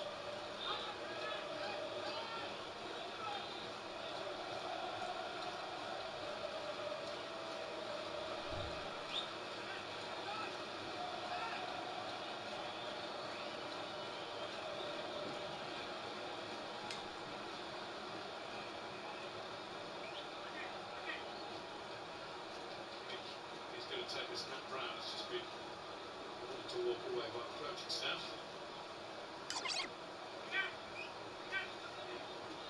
Germany getting a change ready. Drunk for this game, Jamal Musiala, but he's going to be involved in it shortly. Kimmich. It's easy for Orlando here. On the outside, you're going to clean everything on you when 25 or 6 yards from you. It's applied. That was the offender. Free kick for Paraguay in the Germany half. Mauricio, player who was fouled.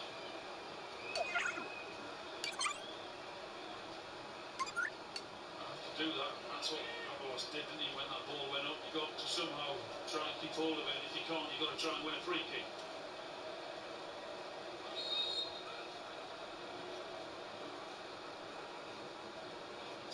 Forward here. Almiron delivers. It's Caceres.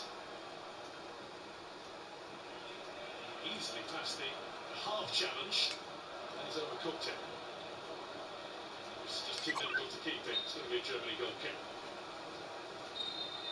Would have been a difficult ball for anyone centre forward, but also centre half who was up there. Dennis Undaf is going off, so quite as effective as a starter today, and then he has been as a substitute. Will the opposite be true of Jamal Musiala, who's getting quite a reception from the Germany fans? Perhaps he wasn't the one they wanted to see left out of the team. Yeah, he was hardly involved at all, was he, Dennis Undaf?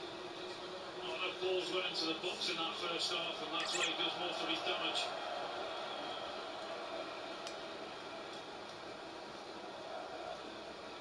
Musiala will tuck into his usual role just behind the main striker, and I think Goretzka will push on to support Havertz as much as he can. That's what's happened, yeah. Zane. Rudiger. Something off the ball there, the referee didn't see it. Scalazzo went down, he's back to his feet here. Lost the ball again. Played by Junior Alonso. So that making it stick with Gabriel Avalos, who does that job so now, so we're going to come back even faster. Havertz. Kimmich.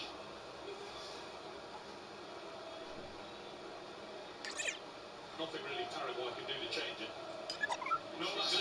Snatching grab. Yeah, that's that game. That's what they've set up. That's what they feel comfortable doing. Worked for them in the first half, but they're certainly under a bit more pressure now because of the urgency of the German players. And they want to put the ball in quicker, and that's how they got their goal. There's a yellow card for Cubas for the challenge on Havertz, but then something else went on, and it was again Matthias Galata. It was Jamal Musiala, and I think that was a little bit with reference to what happened a minute ago between them. It was absolutely, that was almost identical thing to what happened. And Musiala was screaming at the referee a minute ago and the ref didn't see it. Certainly saw that one. Carl still in his hand from the previous booking. I don't think he's shown one for either of those two.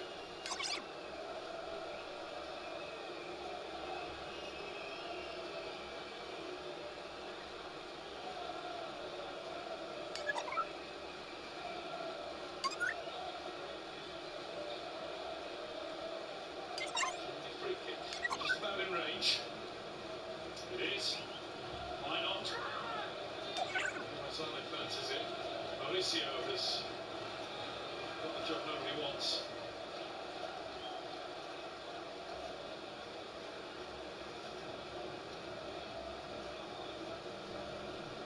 It's a wall though. Enough of them in there. Great wall of Asuncion. Stands in between him and Marzane. Possibly a goal to give Germany the advantage. Crosses straight into the top of it. It was built strongly. Did its job. Gustavo Gomez. Oh, he'd done his job, but it's going to be a corner. He misjudged it. He must have known it's hit the wall. Just gets it all wrong, doesn't it?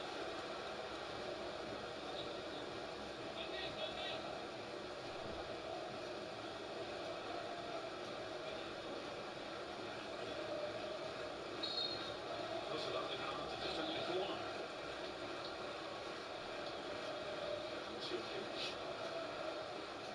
Goretzka, interesting position. Saw an opportunity there, I think, Kimmich. That's the only explanation for the way he put it in. He gets another go.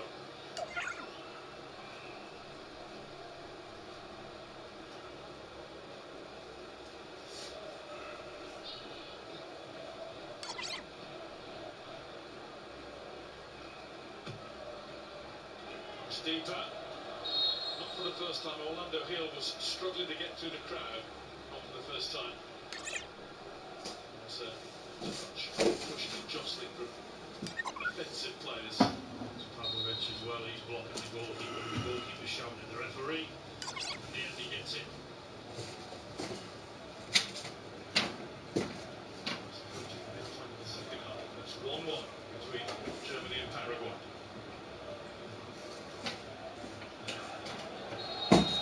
Free kick. Down goes Caballero. That's what he wants the defender to do. It's what he wants Tom to do, is to invite the tackle in the hope that he gets it wrong, and he did. It's another dangerous position. Part of the plan. And one Tar, and he said thanks very much. That's for number on there.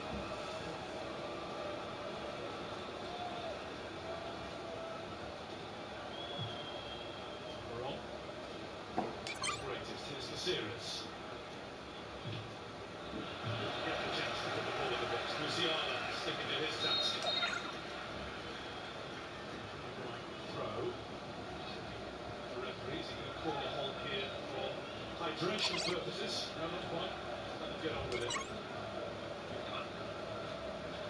Caceres. And he's going to be called, and they'll get on with it again. You know what happened? The corner they had in the first half. Kept the pressure on them. Got the ball back into the box. They're not winning the first one and scored, and that's what they want to do again. Mauricio is going to take it. Canale and Gustavo Gomez are menacingly on the march for Paraguay. Neuer across his line, able to catch it. Just a little block off Gustavo Gomez. No real danger for Germany. Oh, was it out? It's in there. What's the issue? Germany were in with an opportunity to attack. I think they were as well. They were in a really good position to attack. I don't know what he blew up there for. Thinks he's blocking him there. Doesn't matter, he got rid of the ball. He did. He's in possession of it. And the referee stopped Germany on a good attack there. Shouldn't have. Design. Through to Musiala.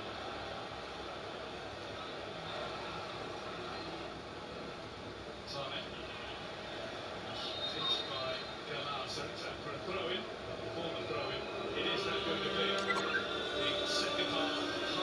hydration break with the sides locked together. Things have improved out for Germany. Yeah, they have. I mean, it couldn't have been much worse than that in the first half. There's no doubt about it that they're looking to get balls into the box a lot earlier. Not taking the opportunity to pass backwards or sideways. Straight away, first thought is, can they get the ball in? And if they can't, then that's okay to go back. But there's certainly more urgency about them.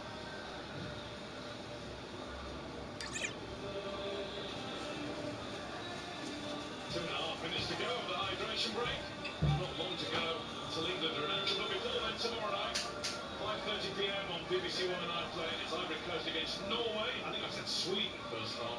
Losing track of who's playing who in the knockout stages. But it's Erling Haaland's Norway who play the Ivorians. That's tomorrow. And then on Wednesday, I'm sure you don't need reminding, England's first knockout game in the round of 32 against the Democratic Republic of Congo. The first time the nations will have met. Coverage starts at 4 with a 5 p.m. kickoff on BBC One and iPlayer. The QR code on the screen now, which you can scan to have your say on who you think's been the star artist in this game with BBC Sports player rater. Well, Thomas Hitzelsberger has been outstanding in the studio for us. Who does he think has caught the eye for Germany as they've improved, Thomas? I would go for Leon Goretzka, so that switch paid off because when they scored the goal, Leon was right there. He could have got at the end of it. He brings in that power they need. They play slightly better. I'm not super excited the way they play, but it's better. They haven't fallen apart after this going 1-0 down, which is encouraging. But it's tough for them, and they need to fight very hard. Even harder as this Paraguay team because this game was far from over. But I see glimpses of improvement. I'm quite optimistic they're going to go all the way and win the game, but it's a tough one. Thank you, Thomas. Yeah, well, there's a lot more enthusiasm in that meeting with the coach than there was in the first half break. So in the interest of balance, Alan, Thomas has picked out his the block of one anyway, direction. What about the Paraguay players? Well, they're still working. It's still exactly the same, and nothing will change in this game. That's the way they are. That's how they want to be playing. That's how they're set up. Is to try and win a set piece, try and win a free kick, try and get something on the break with the pace. They're still working incredibly hard, and they're going to have to. It's a tough watch at times, but that's who they are. Have a look at these Paraguay defenders. You can go along the line. Caceres, Gomez, Canale, Alonso. You said the word pure defenders. They don't really particularly bother themselves about playing too much. Did you enjoy playing against defenders like that?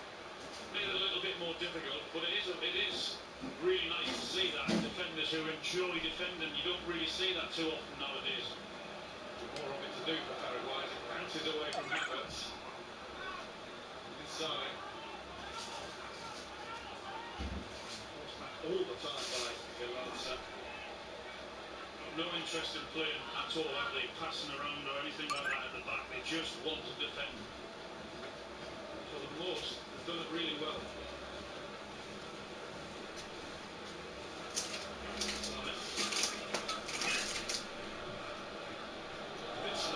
Towards his own goal by Canale. Straight into the midst of Orlando here. See, that wasn't happening, was it, in the first half? Even if you don't win the first one, you have the ball in the box. Massive little lead.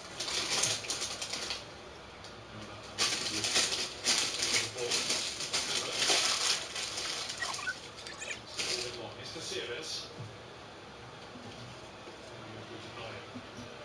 The extra urgency now. You saw it a few minutes ago as well when he tried to take the throw early when he came and played that cross. Up by Mauricio. Caballero. Gomez.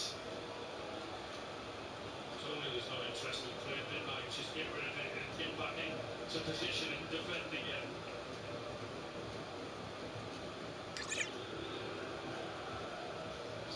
There is something really pleasing to see about that. It's almost like a old school, not quite the same level, but a sort of Vernucci Chiellini feel. I'll tell you how that is working. So about that. Zara. It's deflected and just kept in play. Doesn't go behind. Hill has it. Forward then towards Mauricio.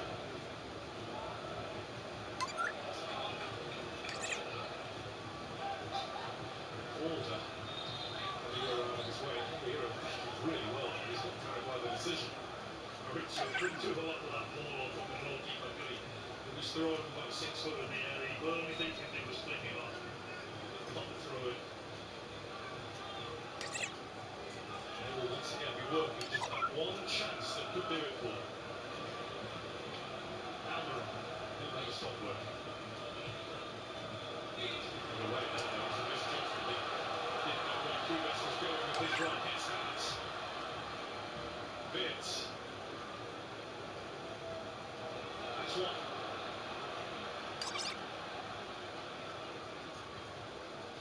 Girona was brought to the ground again, wasn't he? Taken away again. It's Beards again.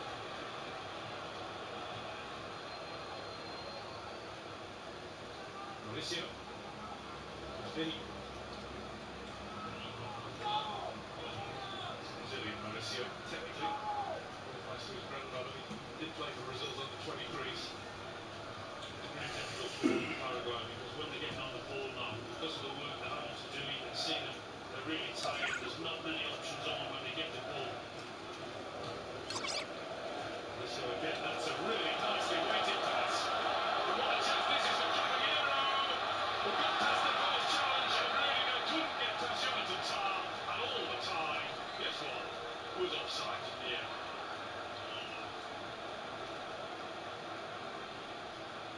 Just a bit early. Just. It is offside. Pavlovic. Just a warning though. Swung across, Havertz with the jump! Too close to goalkeeper here. Straight at him in fact, but it needed saving. I thought he made it too easy for Hill, the goalkeeper. I thought he could have gone back across the goalkeeper. He chose the option of where the goalkeeper was actually running to rather than going across.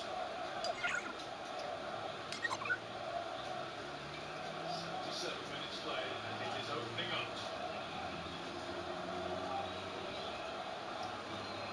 Sane. Kimmich. Drama has been the order of the knockout game so far. Early stages of who we are, however. Free kick for Germany.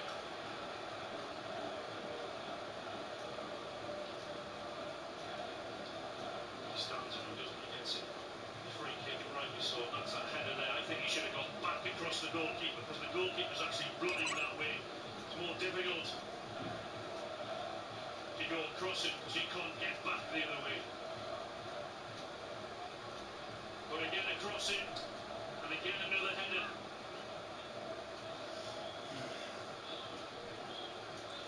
Beards seems to have taken control of this one.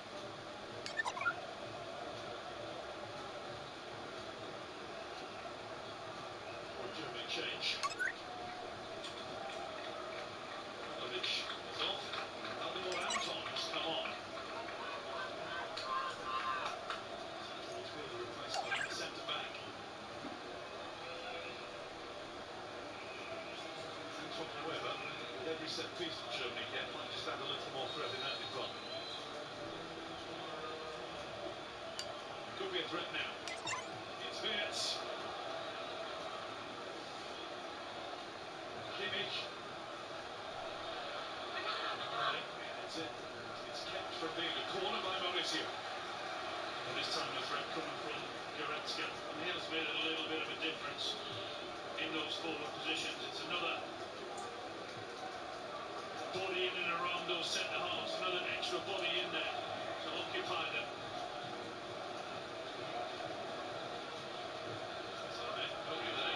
That could have been left. Should have been left. Communication. Kimmich.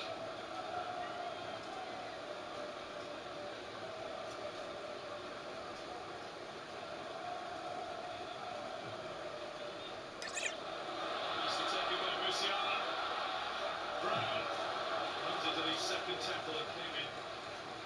Caceres. First touch from Musiala was outstanding. Looking change to allow it. A three with Kimmich just in front of him. That's what it's gone to here. That first touch from Musiala that just sends him the ball away from him, and it's really difficult for the defender to get back. Kimmich plays it in. Sure, Musiala was onside, but not. There were actually two balls on the pitch at the time it was happening.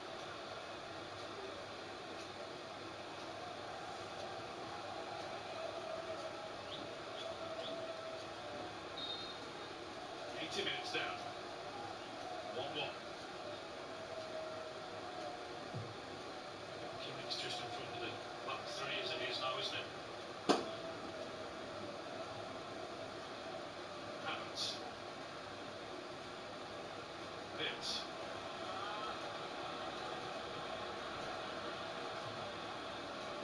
Looks at the ball in.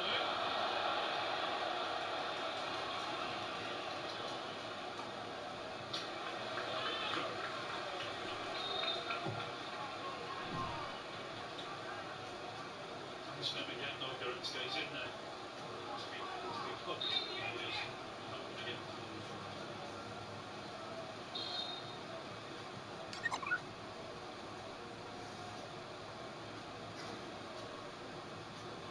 Beating the drums for Paraguay.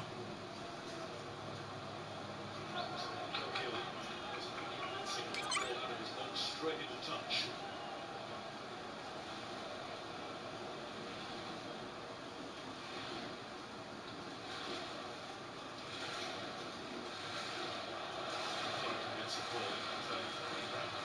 Kimmich, easily cut out. It's Bombardier.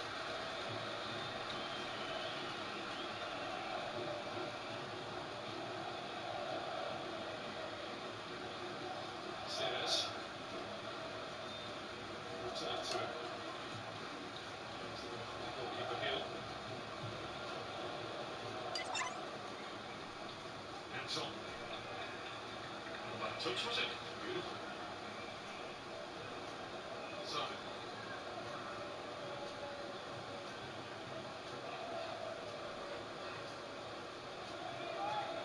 Musiala.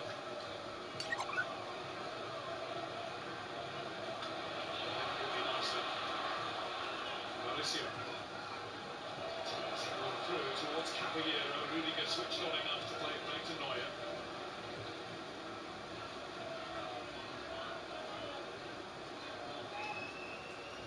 Anton. Let's go to extra time. I wonder how much it would take out of the Paraguayan players, all the chasing. Then again, needs to get done they're used to. There's still time for a winner either way.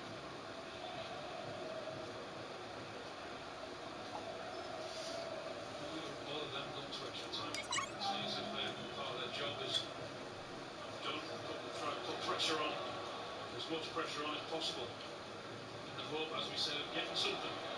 Musiala to try and stop that drink quickly. Brown now. Stop by Caceres, who can get that forward if he wants to.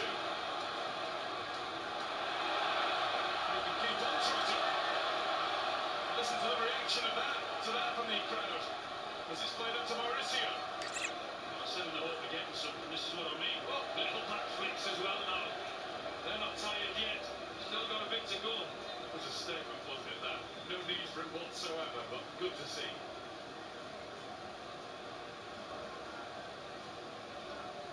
Alvaro.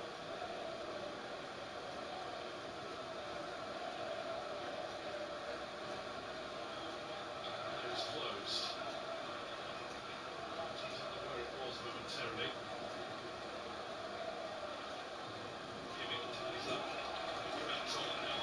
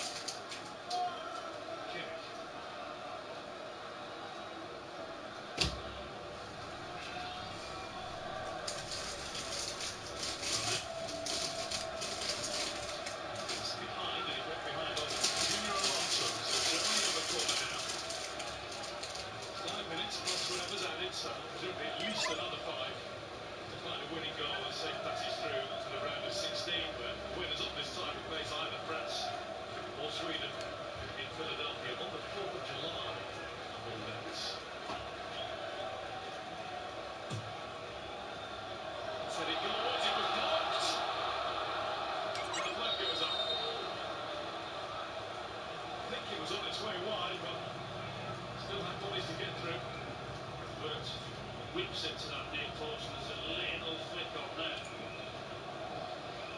Cancel was offside. Yeah, Anton's trying to flick it in there. There was no doubt he's offside.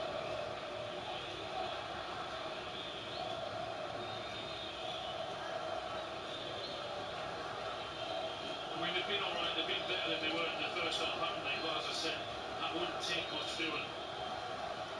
But do I think they're a threat? No. Do I think they're a good team? No. Got a little bit. Got the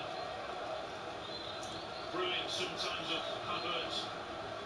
But I wouldn't be that convinced with this team. We've done them twice now, haven't we? Once against Ecuador and today against Paraguay. And I've not seen too much to get me excited. Well, you might in a minute. There's going to be a change made in attack. I think Baltimore is going to come on his first appearance at the World Cup.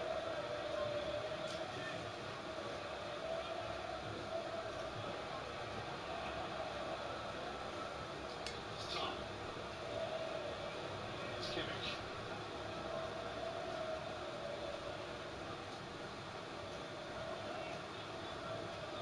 Tom.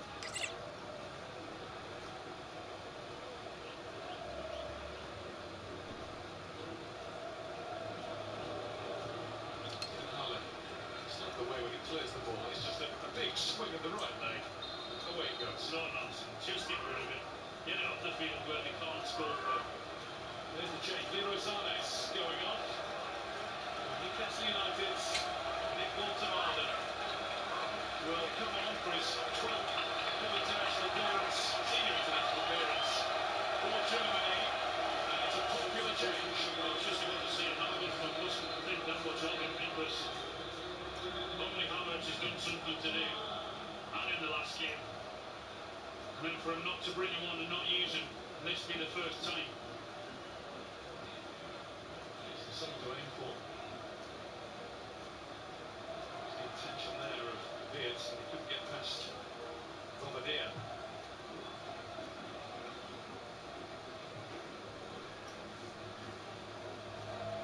It's not gone out. He let Boyd know that was going out, didn't he? Spin kept it in. He was pointing then, you know, Kimmich, at the ball on the little plinth on the side of the pitch. I think he got confused which was which.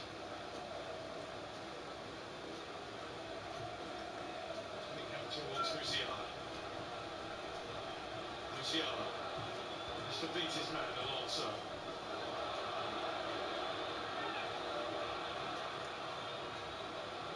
Caballero dragged to the ball. I know Anton said he got the ball, but he did it putting his opponent out of the way. He's done that a few times, you know. Caballero has really protected the ball well, as tough as it is when you've got 2 and 3 white shirts around you. In the hope that you're going to get a foul, and he's done that 4 or 5 times this half. 90th minute then, Germany 1, Paraguay 1. Round of 32 in the World Cup. The first stage of knockout fixtures. Seeing no closer to knowing who will be leaving the Americas. Well, Paraguay won't be, will they, anyway?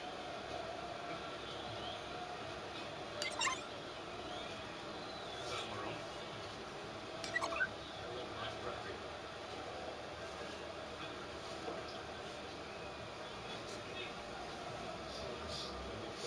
Mauricio trying to keep it, he's done it. Chipped across to the back. Pilata. Just too high for Mauricio. Canala.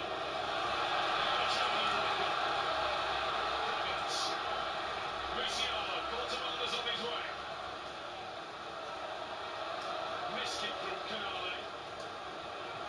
A bit of good fortune for Junior Alonso, but he couldn't make the most of it. Musiala. Baltimore. There's Kimmich. Spins behind for a corner. It was blocked by Andres Cubas.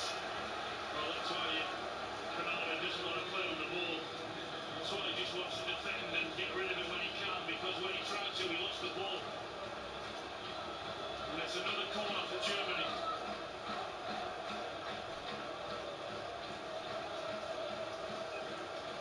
Double figures.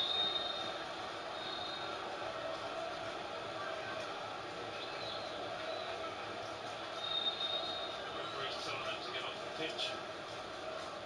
Yeah, just down the line there. Paraguay's unused subs. Creating a bit of a hullabaloo.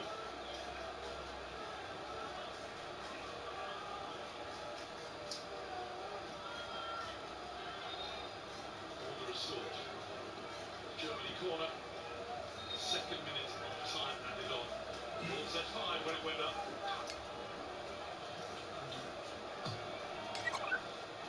Stays back for that one. Tar heads it straight in. Well, every corner taken from that side. Orlando here has been able to collect it. Decide to go deep on this occasion. Setting Mauricio running after that. Neuer is the guard. Oh, they're taking the throw.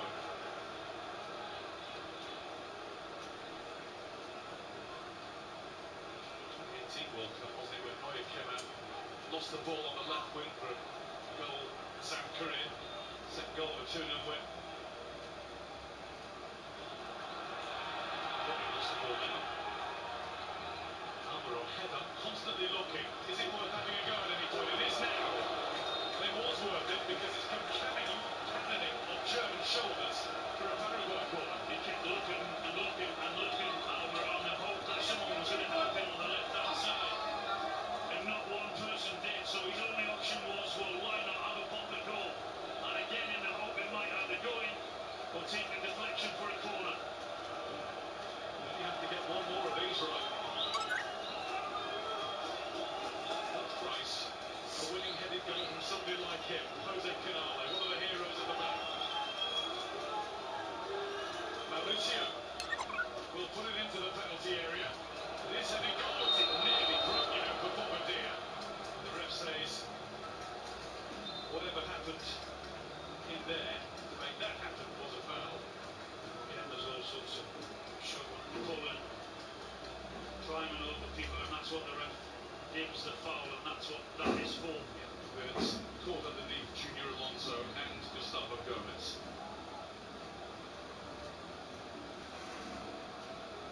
Kimmich. 2 minutes to go then, thereabouts. Got to count, have you? No. Back in the box. Still potentially a long way to go in this game.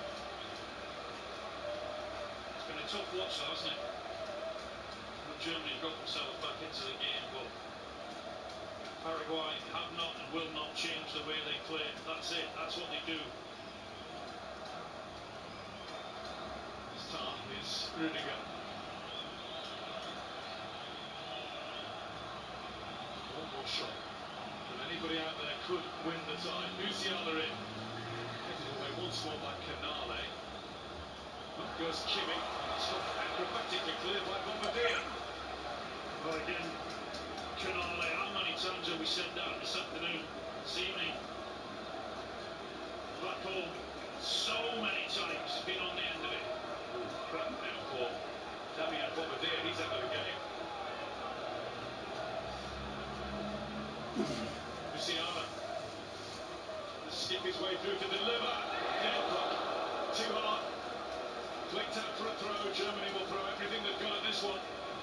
Caceres this time, heading it away. Rudiger. Here's Anton. Anton stopped from taking the long route round, and then a free kick goes to Paraguay.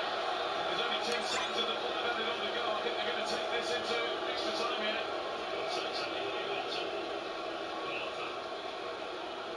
Didn't need a second invitation to go down, did he? Just try and take a little bit of pressure off them.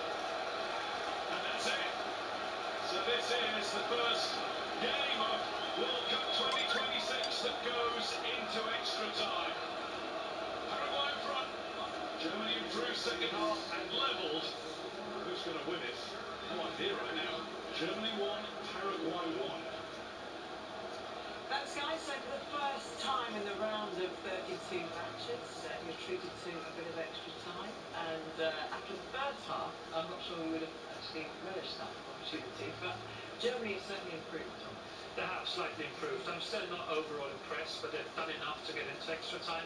I think they showed a bit more urgency going into the box. You know, the goal saw that. We were talking about putting crosses in, but they haven't done enough of it to win the game. So again, credit to Paraguay, they keep defending. The game plays out exactly the same way as we anticipated, but I had hoped after 90 minutes Germany would be at least one goal up. And after conceding that goal, I think you probably thought perhaps this was Germany kind of motoring their way back into the game. They looked like they knew the route to success here, but actually Paraguay stuck to their game plan. Yes, I think fair play to Paraguay, credit to them. They know exactly what they are doing, and they are taking to the extra time. I think that they would like to, So let's see if they can keep that bravery defending, for the next 30 minutes, and then no consider take two penalties, and see if they can get one or two chances to kill the game. Let's remind you how we got here then, and it was Paraguay who took the lead against the run of play in terms of their obviously sitting deep and defending, but then this, Michael. Yeah, it come from a set piece, really good tackle one there. But you see Gallarza there, he's pointing to give the ball to Amaral down this side, and now he comes into the picture there, and he's got a cute pass in here, and then it's about the quality into the box, and it's a really good finish by Pencil. We've seen a lot, we highlighted before the game as one of the danger man, but to have that energy when you've been defending for so long, it's really good. You need that little bit of quality that we talked about, and a move, really good overlapping run, and then can you find someone in the box? That's easy. Germany switching off a little bit there in defence, Thomas. Well, poor defending. You've got 2 against 2, and they just don't take responsibility. It happens too quickly because this is a set piece, and everybody knows pre-game, those are the rare chances that Paraguay is going to get. As a Germany defender, you've got to be switched on. And Nathaniel Brand, what a great player, but in this situation with Pavlovic, they didn't do enough, and that's why they conceded this goal. And let's have a look at Germany's equaliser, and these two, Wirtz and Havertz, linking up well. Well, absolutely. I mean, you would expect, the front players to make that difference. That's our strongest part. And Wirtz tried a few times in the first half, and thankfully in the second half it paid off quickly with that cross in. It's always difficult to defend, even for Paraguay, who defend so well. But he's making that run with Havertz, and behind him we see Goretzka, who came on in the second half, and he immediately had an impact by making that run. If you just have one player in that area, it's easy to defend. If you have 2, it becomes... Is it going to be resolved in extra time, Mike, or are we going all the way to penalties? I'm just asking the folks at home, so they need to know whether they're staying up for a shootout or not. I think it's going to go to penalties. Do you? Yes. Going all the way. Thomas? We're going to win. I don't know how, but we are. I think it will kill now in the extra time. I think Germany are looking fresher than Paraguay. Okay, let's see. And hand you back to Boston, Guy and Alan. Thank you, Gabby. Well, I think this gives us a clear indication of Paraguay building another wall. Miguel Almiron, no surprise, he must be absolutely out of gas here. He's gone off. And on comes another defender, Gustavo Velasquez, has come on in his place. It's interesting to hear Thomas still believes that Germany will win it. Mike is not sure. He thinks it's going to penalties. Just look to my left now. Producer Carl's already drawn his penalties grid. He's decided. I think I would go with that as well. I've not seen enough quality from either side to suggest they're good enough to win it, but let's hope I'm wrong. It's a good scout. Be prepared. It's going to be Germany. It's not the first half of extra time. 15 minutes and another, and it may be a penalty shootout. You get extra times and extra times, don't you? Sometimes they do both go for it. It's kind of a why not effect. Sometimes it just all tails off. Yeah, I'm not sure either team are good enough to go for it. Not seen anywhere good enough, near enough for any Germany players in forward positions to suggest that they are good enough to. I know, go and win it. just hearing you say that, this is Germany in a World Cup. Yeah, but they're looking at on names on paper. Musiala, Havertz, Wirtz, Sane, Baltimore's on there. It's all right on paper. They've got to go up and do it. We've seen them in 2 games now, and they haven't. And that's why I'm slightly worried we have to go through another 30 minutes. They've annoyed you a bit, haven't they? Well, I'm just expecting a little bit more from them. I understand there was no jeopardy for their game against Ecuador. We said, well, are we going to find out how good they actually are? And what we've seen, the answer is not very. It's tough. Musiala. Lots of players from Bayern Munich, one of the best club sides in the world. There's another Kimmich. With Rudiger of Real Madrid.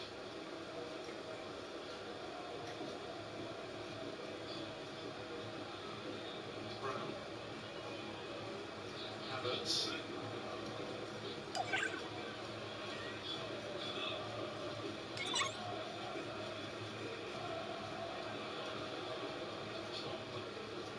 Real desire to get there first from Brown. It's one back by Wirtz.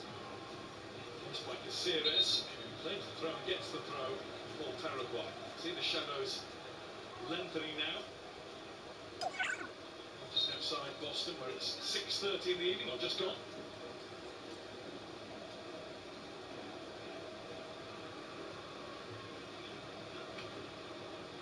Wirtz.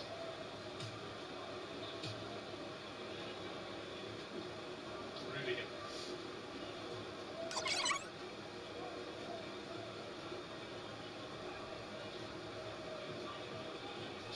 Luciano.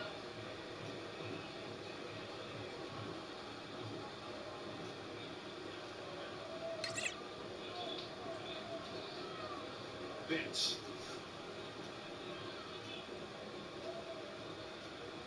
Kimmich.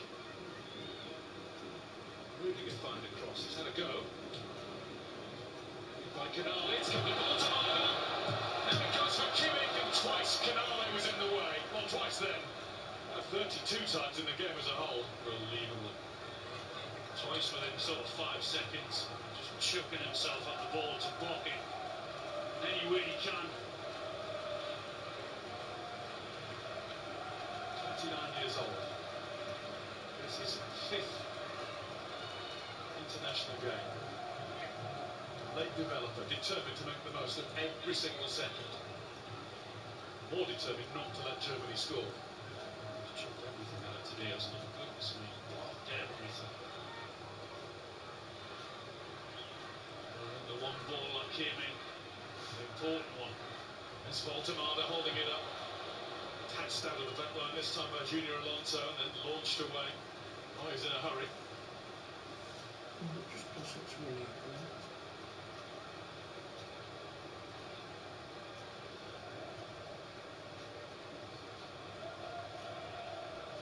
Wirtz. Kimmich. Wirtz fouled after he laid the ball back to Joshua Kimmich, so Germany will get the chance to load the box here. I know it's not been a great game when you start talking about the weather and the sun going down and everything else. Very pleasant late afternoon. It's just the shame the football spoiled it, hasn't it?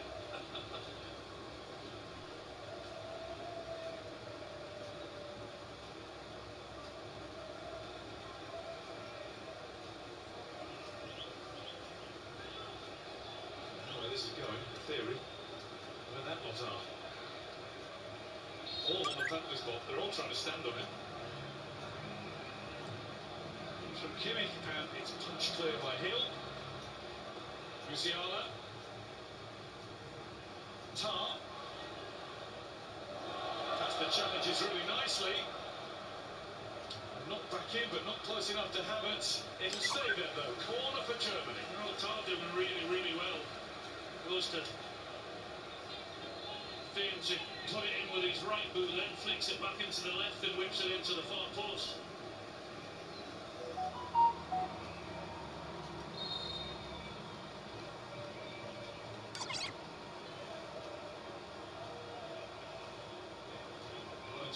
And Valdemar Anton.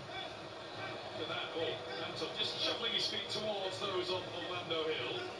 And the ref's reaction is to say that's an overreaction for the goalkeeper. Anton's on the wide though.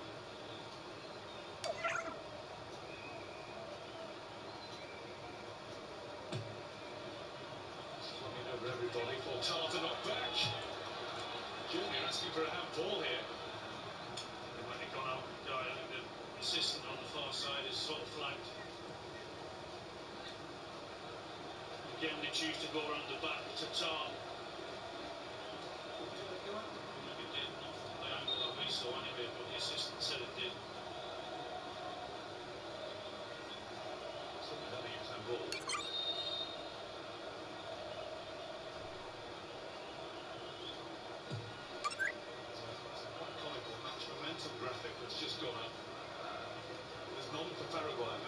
dictated again.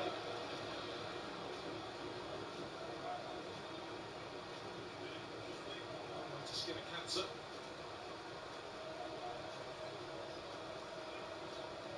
To get to this stage in any competition, it's not, for many nations, it's not really how you win, is it?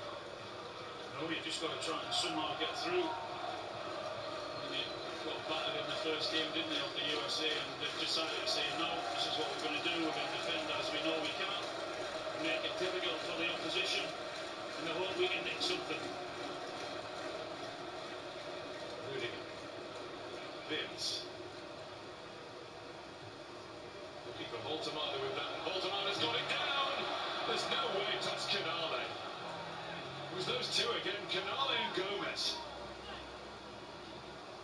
Get their own cop show in the States. Nothing much will get past them. Voltemada's having a little pop at the referee, thinks it's handball. Let's see. Two centre-halves again, haven't they? Gustavo Gomez and Jose Canale have been absolutely superb. Rivals are joining in with the appealing. It's Gustavo Gomez who's down. Popped up on my screen to suggest that there's any sort of review going on. He's still trying to have a word with the referee to say he should. Wasn't that just too close? I think so. I think so. And the arm was right in front of him as well.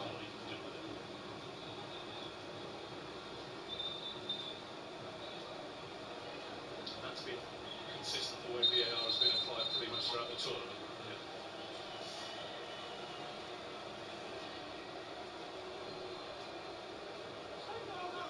Just a lot of administration going on here. Might have even hit Voltemada's hand as well, but he couldn't do anything about it either. Chance. Germany wanted to take the corner quickly. They were prevented from doing that. Paraguay wanted to put a couple of subs on, and they've been prevented from doing that just at the moment. Well, no, it's going to happen. It's the former Nottingham Forest man, or briefly City ground man, Brian O'Haydon, who takes the field to short things up even more at the base of midfield. They're putting a genuine forward on after that in Antonio Sanabria.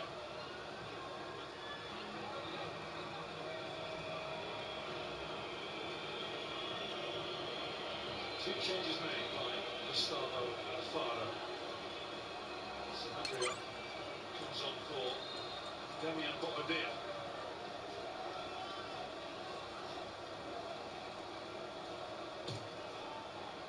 Into the thick of it all. Touched by Beards. Musiala is after it. Galazza is after him.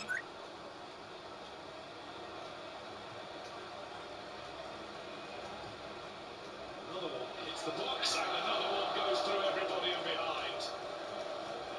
Well, it's Tar just at the far post, isn't it? Thinks he might just be able to get something on it. Gives a little shove in the back as well, doesn't he, to Caballero, I think it is. Yeah.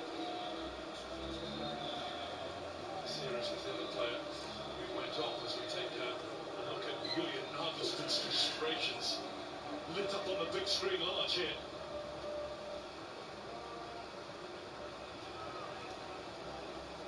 Musiala. Is it returned by Goretzka? Kimi looking this way and that, using his mirrors to check that he's got safe passage through, and he has.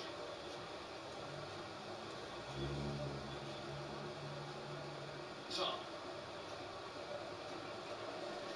Anton. Voltemada couldn't get off the floor. Puts the back ball in. See the idea what he was wanting to do.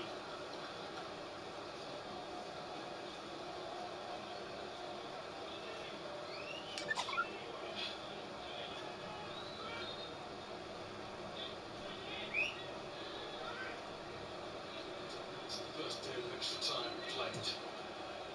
As we were, 1-1.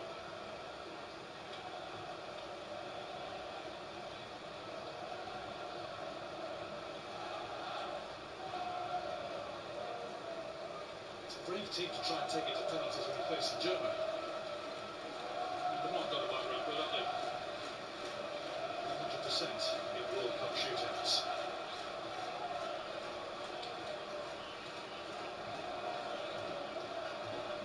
Tatiana.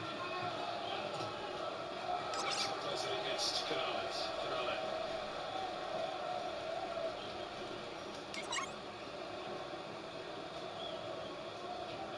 Racking up the corners. Brown across to take this one off with an in-swinger. So this time they move away from the keeper and try and run in at him. Is this method going to work a little better?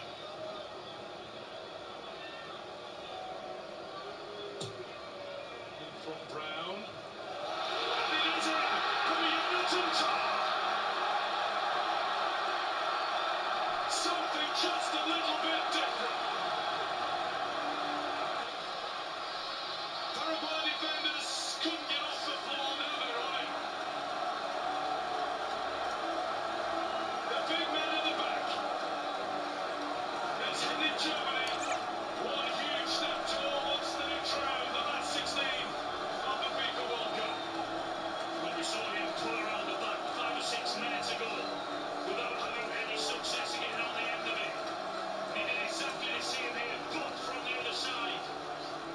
They choose to go deep again. He runs around the back. He finds himself free, and the power and the direction of the header is too much for the goalkeeper with a little bit of a block in there. He just can't get anywhere near the keeper after that little block. At last, a little bit more success for Germany. Germany 2, Paraguay 1. Don't go to bed just yet, because now Paraguay have to come out and throw the kitchen sink at the Germans. Just a few more minutes left of this first period of extra time. Then they've got 15 to have a proper go. Oh, hang on. VAR comes into play here, and they think that block from Anton constitutes a foul. Well, it was Anton that gives him the little nudge, and just whether it's enough to convince the referee that it's a big enough block for him to rule this out. VAR thinks, I'm just going to say, for most of the tournament, they have been, what was the old mantra that we used to have? Less is more kind of taking a back seat, but this time they feel, and it's Tatiana Guzman who is leading this review, they feel that this constitutes a foul on Orlando Hill. We might as well get the view of our own VAR back in base as Darren Kent. Darren, what do you think?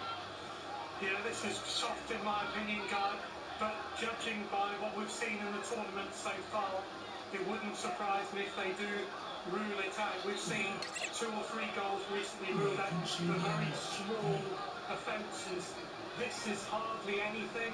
There's a small block on the keeper, but for me, it's not enough. But I suspect that they will be ruling this out for a block on the goalkeeper. Let's see. Thank you, Darren. Here we go. Announcement coming from Jalal Jayat. Yellow card given to the coach of Paraguay. I think it was Gustavo Alfaro who got the booking. Here we go. After review, when the ball was in play, attacker number 3 prevent the goalkeeper to challenge the ball. Final decision, foul. Oh, it stays 1-1. Has to be a drama there. Not for me, I don't agree with that decision at all. The keeper knows he's had a slight touch. And he falls to the ground far too easy. Yes, there's contact. But this is a contact sport. And there's about 13 or 14 boys in and around the 6-yard box. And the keeper knows he's had the touch, and the keeper buys it. Not for me, I don't agree with that. Nor does the entire population of Germany. It stays 1-1. And we're going to have 4 minutes added on before we get to half-time of extra time. Very, very soft. That is very soft. Well, taking it. I assume you agree with me then? I'm leaning that way. Julian Nagelsmann would want to come up and shake him by the hand. He got a booking as well for his reaction. I'm not going to blame him for it, will be? No, I don't blame him at all. I don't agree with it. Yes, there's a little touch, but not enough to make the goalkeeper, 6'5" goalkeeper, fall down like that. He's had the referee, he's had VAR then. I'm really surprised. Germany 1, Paraguay 1. It remains. Well, Germany find themselves fueled by that sense of injustice they will be feeling. Paraguay will feel justice has been done, of course. And they're pushing forward now to get a corner of their own. Extra time lining up. It's about time. Right, wouldn't it, if Paraguay scored from the corner here? Reassure me, you're not leaving me on my own with the last bit. Not at all, not at all. I'm here till the end. That comes from Mauricio. Germany flicking to relative safety. Back in from Junior Alonso. Neuer doesn't quite know where it is. It was kept in play. No, it was not. The flag is out. Yeah, he did flag pretty early. The assist over the far side.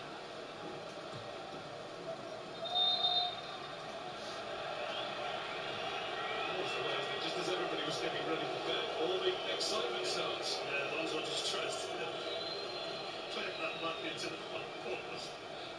But it just goes out.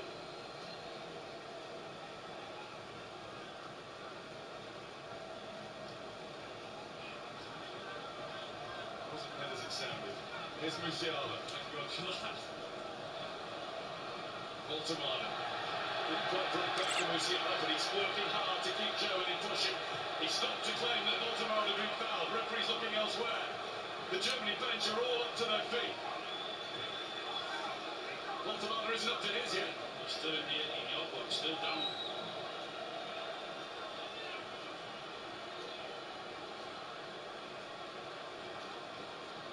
Tar.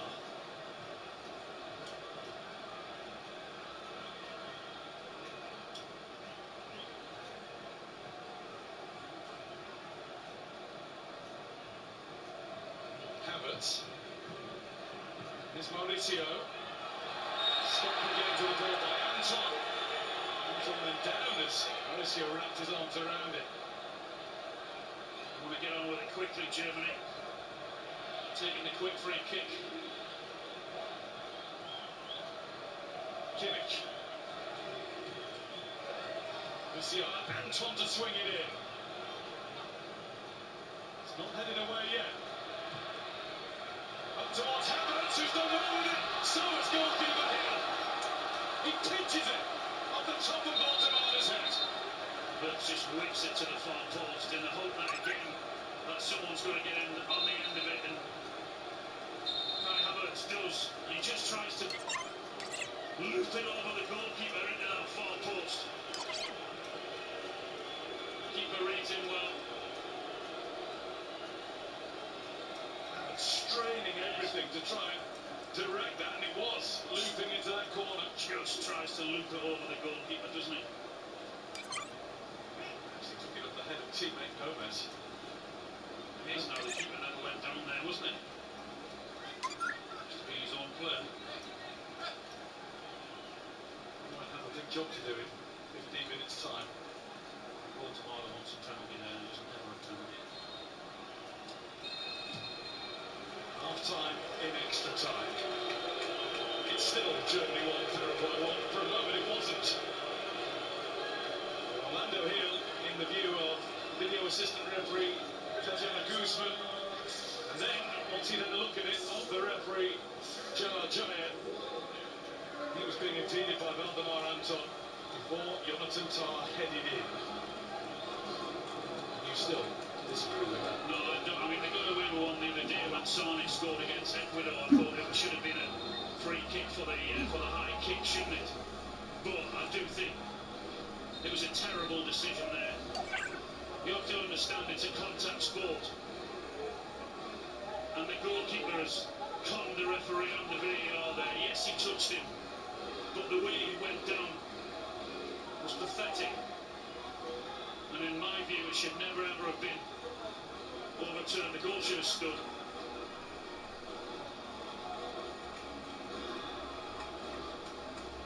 Faces and weeks from the Germany supporters, a lot brighter than their faces right now. Maybe just feeling that Lady Luck is not going to be on their side at the end of this. Surely they don't have to worry if it goes to penalties. Germany have won 6 of 7 shootouts at major tournaments. 4 out of 4 at the World Cup. Mind you, it's all past history. This was a first for everything. No, the world died in 96 with penalties, that's for sure. Don't do it to yourself. Or others. All set then for the final 15 minutes. Plus whatever else comes to pass. In Foxborough. The World Cup Boston Stadium. Germany 1, Paraguay 1. Havertz closes down a clearance from Canale.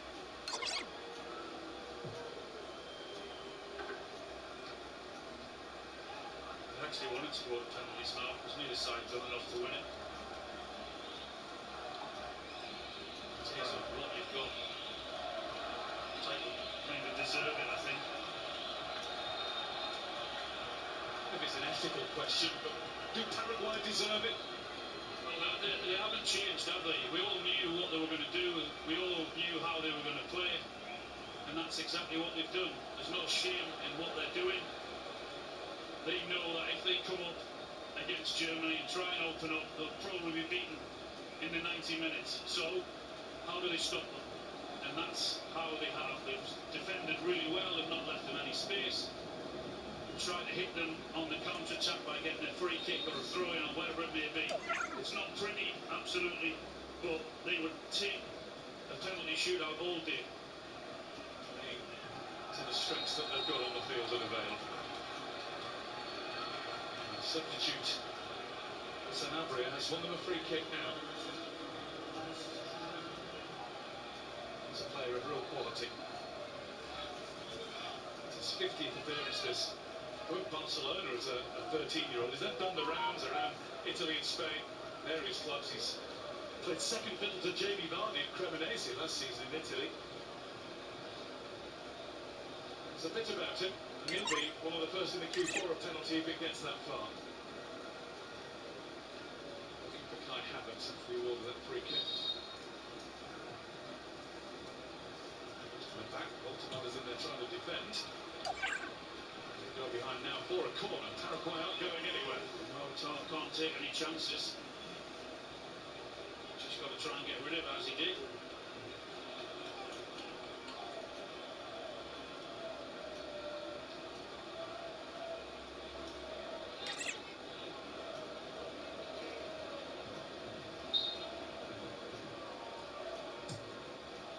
Swung out.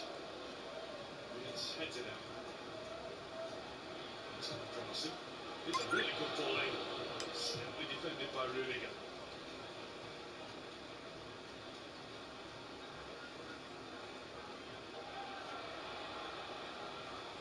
Vasquez. There's plenty of energy in the legs of the Paraguay players. The free kick. Certainly would have preferred the free kick rather than the throw-in. Two Germany substitutions about to happen with Nadia Amiri and Malik Chow coming up. Throw for Paraguay first. Velasquez gets it in. Charged down by Cubas. Havertz loses the ball.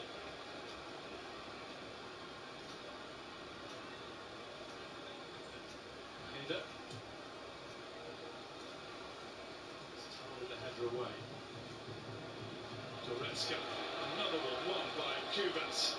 Been any number of those. Ojeda. Goretzka invited the tackle, though, didn't he? It was a poor touch. Cubas, a clubmate of the German great Thomas Muller of Vancouver Whitecaps. Muller actually included him, asked recently, in his dream five-a-side team, along with Neuer, Philipp Lahm and Lionel Messi.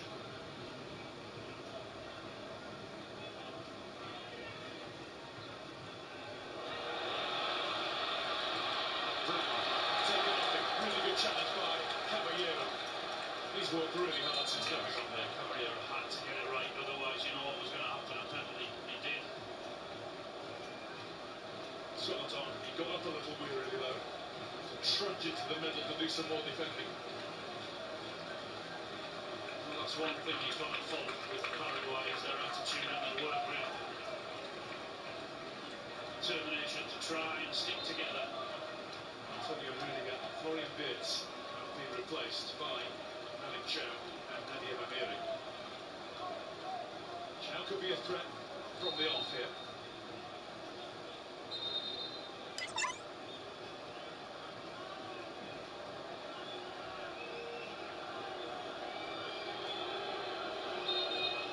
To take the corner, he's making sure he has every chance to get it just right. Test for the goalkeeper, 2 hands needed, 2 hands pushes it behind. Hill does really well again. He's got his eye on it, he has to get it over the bar somehow, takes no chances. Good ball whipped in from Kimmich.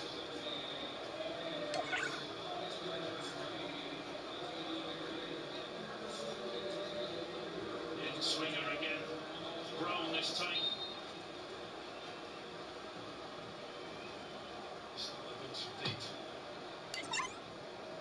Tar with the jump. Being well watched. Amiri trying to win it back. Paraguay snap on it, and they could have the extra numbers now. It's Mauricio. Germany are getting back quickly. Look at the room here for Ojeda. Crowd urging him to shoot. He was never likely to. Caballero might think differently. No, he's going backwards as well. Keeping the ball. Cubas. On one occasion they did have the break, they were really committing men forward, but there was no point 2 or 3 getting forward because all of a sudden they've gone back to the goalkeeper. Towards Sanabria.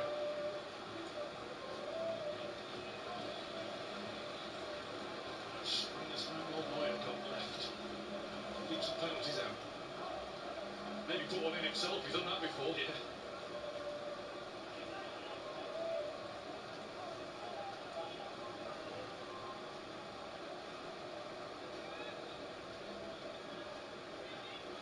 Chow.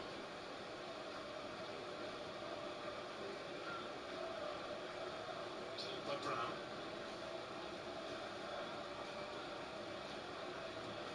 Anton.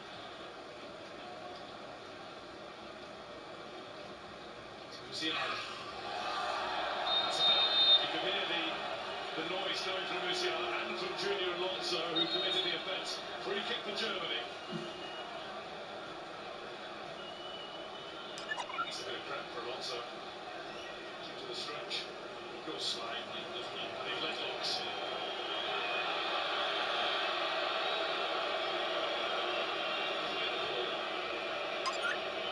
Free kick. Esperanza. Seems to go as well. And the ref will say get up, because if you want treatment you have to leave the field for a minute. I just wonder if some of our Paraguayan players could go over to him and say, no, get on with this, because we need all hands on deck to defend. He went down pathetically actually, to attack from Kimmich. That was absolutely ridiculous. He should actually go to booking. The ref knew straight away to tell him to give up, so he should. He has got up. Trying to play far to keep this out. And it comes, and Hill comes to catch him. He was growing confidence as the game has gone on. He's taking the pressure off his defenders there. So he should at that size. Surprised when he went to ground that easy when someone touched him. Were you? No. It's Amiri. He's the latest player to stay down as Caballero tries to wriggle through challenges. He's doing it. Baltimore it is, so stops his merry game. And here's Havertz. Havertz drawing the challenge, is running into a crowd, and he's told to get back to his feet. The referee just lost it with all of them. There was no way through at all. just nowhere through, just running into 2 or 3 bodies.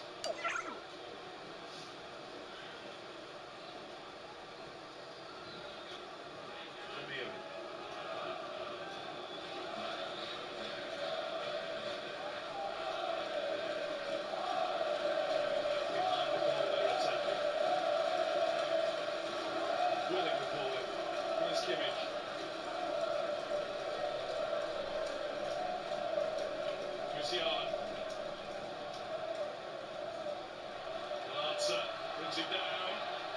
The referee says he doesn't. Musiala kept his feet and he's got a... Oh, Musiala, ridiculous! Ridiculous!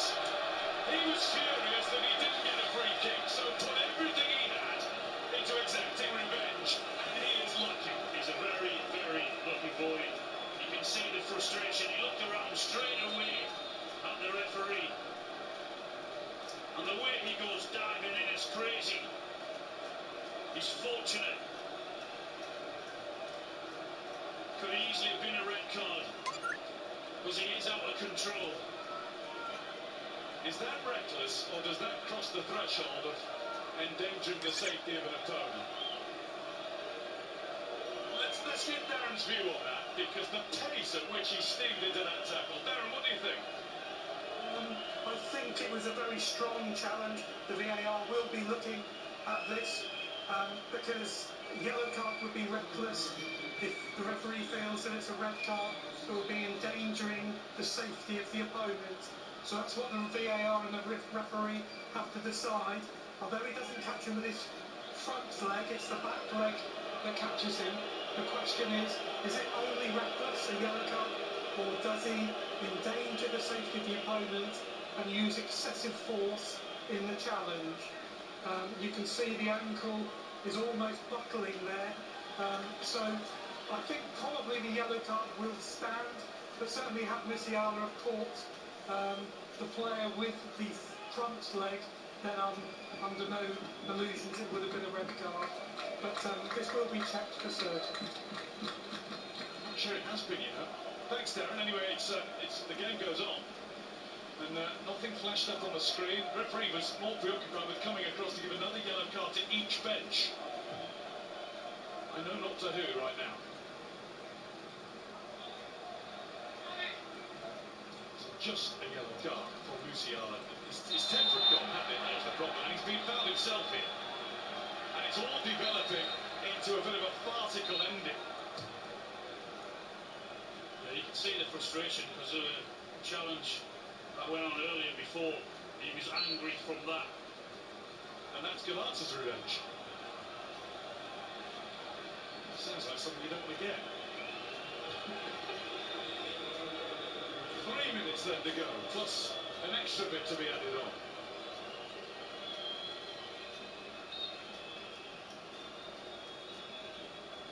Ten's running out, jotting down the yellow cards here.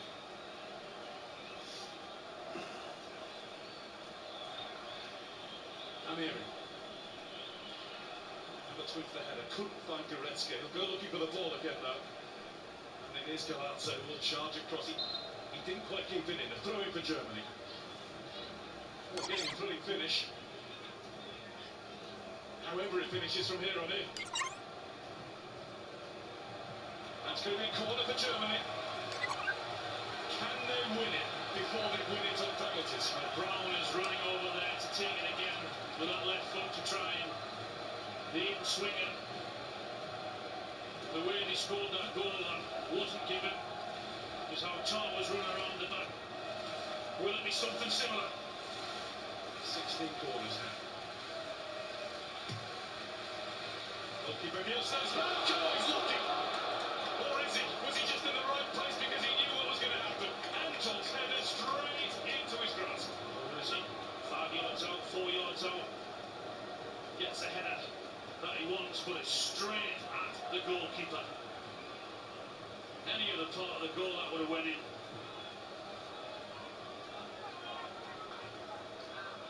Header. Towards Mauricio. Here's Galazza. He's got fresh batteries in him. Mauricio. Galazza. Musiala is on it. Oh, good. Skill from Jamal Musiala. And he keeps on running. And he has the support and he finds it. Goretzka. Not sharp enough. They were too slow. Musiala did the hard bit and getting out and took them into a forward position, but Goretzka was too slow. Sanabria then held on too long and commits a foul. The advantage is well and truly with Germany. There's Kimmich. Here's Havertz. It might be last chance time now. Havertz, oh, he's been taken out. Free kick for Germany. One stroke to win it. And it was Galarza, who committed that foul. Oh, my goodness, he's still on the field. He knows exactly what he's doing. Very good play from Havertz in shifting the ball, forcing the challenge. Getting vibes of Galarza hits the winning penalty. He's now not retreating at the free kick, just to make Germany think about things a bit more. Last chance, 120's up. The ball just went up. Didn't see it, only took 2 minutes. 2 minutes to go. Paraguay trying to bring us up.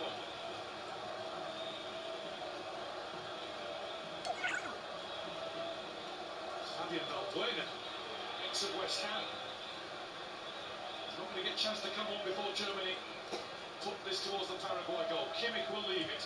Amiri will strike it and only find the side of the net.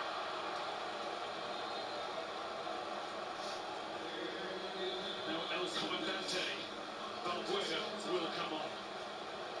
I think he's taking a penalty then. I don't know what he does with it as well. Head down and charge.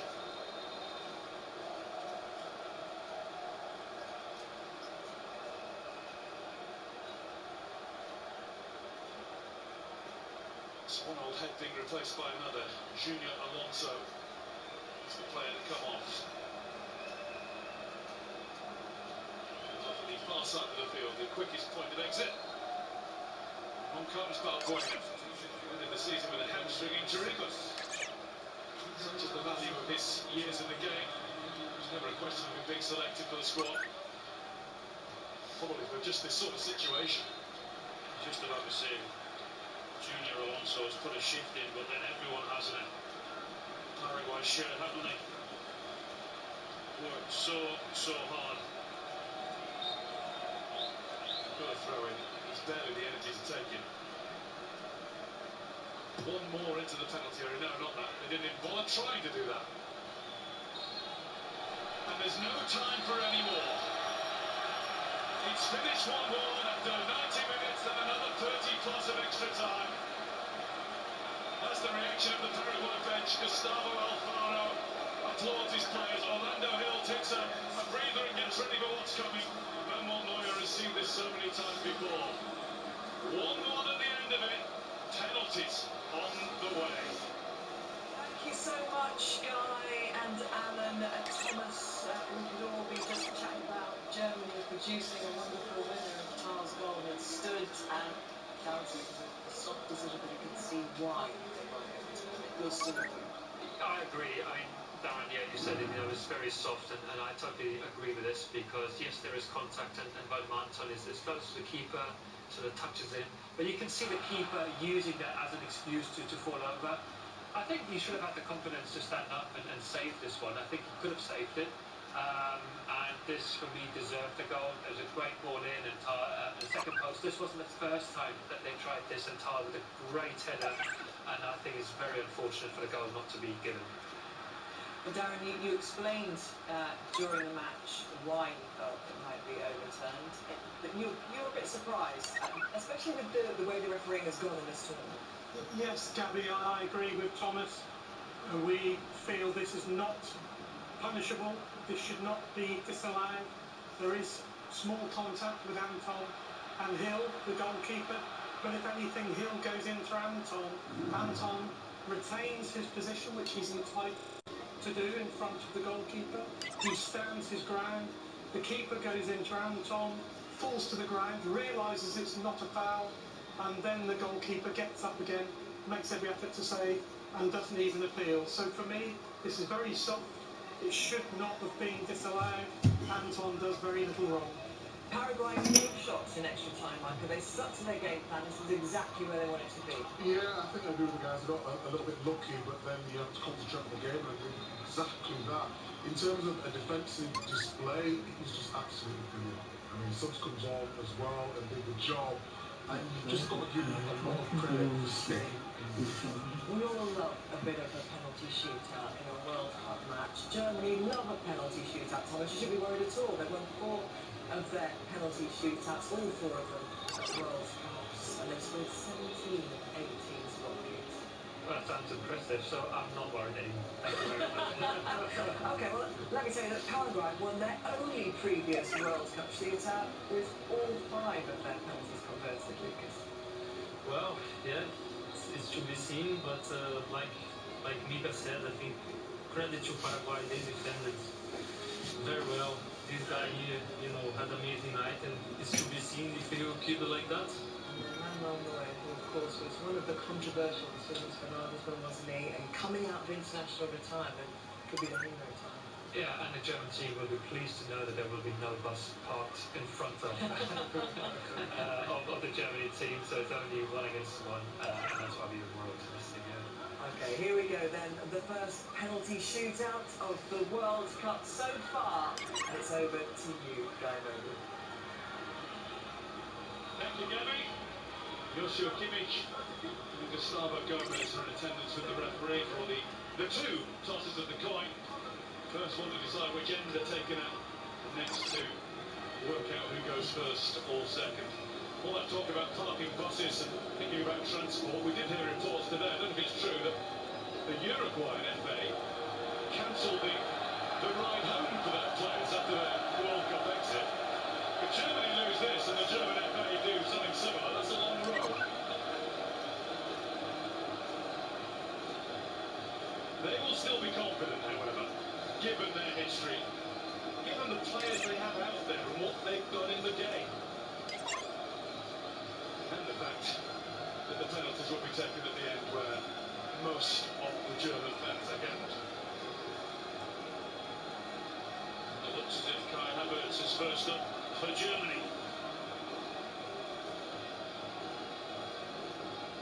Kai Havertz in normal game time has scored 5 out of 6 of his international penalties. I suppose we can discount those numbers because this is not normal game time. Has already scored in the tournament against Curacao as well. Not quite as much pressure on that kick as there is on this one. Where is Orlando Hill, the goalkeeper, going? He's taken a long walk, hasn't he? Gone right out of the area, putting his drinks bottle well out of the way, and just making Havertz wait. It is every trick in the book here. Didn't he walk right over to the Opposite corner flag. Yeah, put his water bottle down, having a look at his water bottle to see, I guess, his goalkeeping coach and the staff have done their job in the hope that they can give him some information that is vital. 6'6". Donnarumma size. Kai Havertz, Premier League title winner with Arsenal, Champions League winner with Chelsea. Germany's first blood. The first shootout of World Cup 2026. Havertz takes his time. He's saved by Hill. With his size, he doesn't have to move far if he gets it right. He got it right. He absolutely got it right. Havertz tries the little stop, shuffle. And Orlando Hill reads it perfectly. Good save.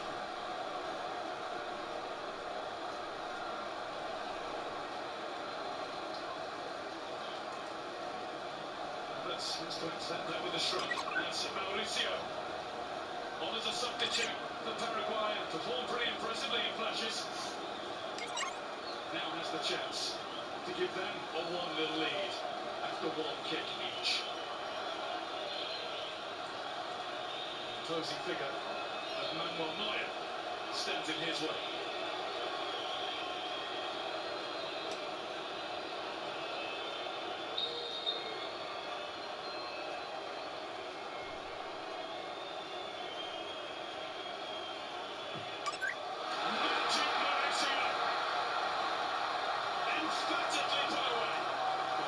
exactly the same side as Havertz tried to go to, but he's got more direction, more pace.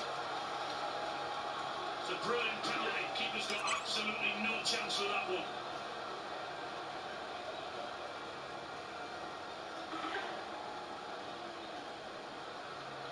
The old heads stepping up to the plate, which seems an appropriate phrase to use in this part of the world.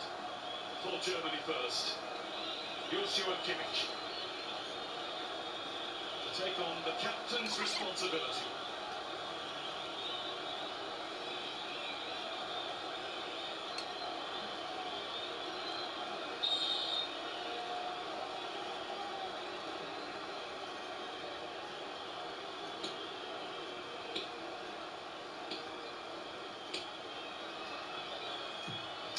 Germany on the board.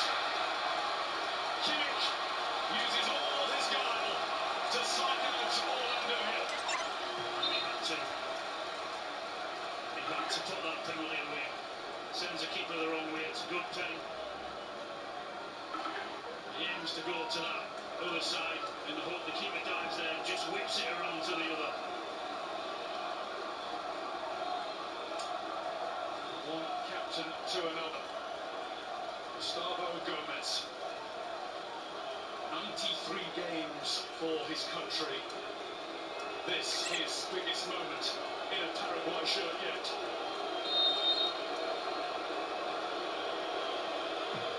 Gomez scores! Centre-back scoring with the poise of a centre-forward. Really, really calm, wasn't he? Looked at it straight, run it, but then he sort of arched it. There. Cool, very cool penalty. It's going to be Jamal Musiala next for Germany. Has he got his head back cool enough again after that rash challenge not so long ago on Galarza and the battle that he's had with him ever since taking the field? Just got one job to do here. Musiala. Scores just out of the reach of him. Germany have two on the board after 3 kicks. Well, if the keeper dives the right way, as he did here, you know you have to put it in the corner. And he did.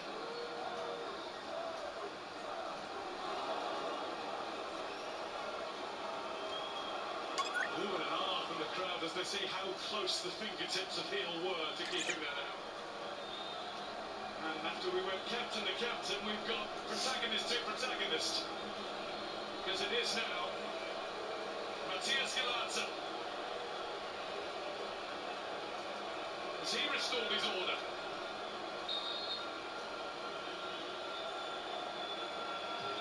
He keeps Paraguay.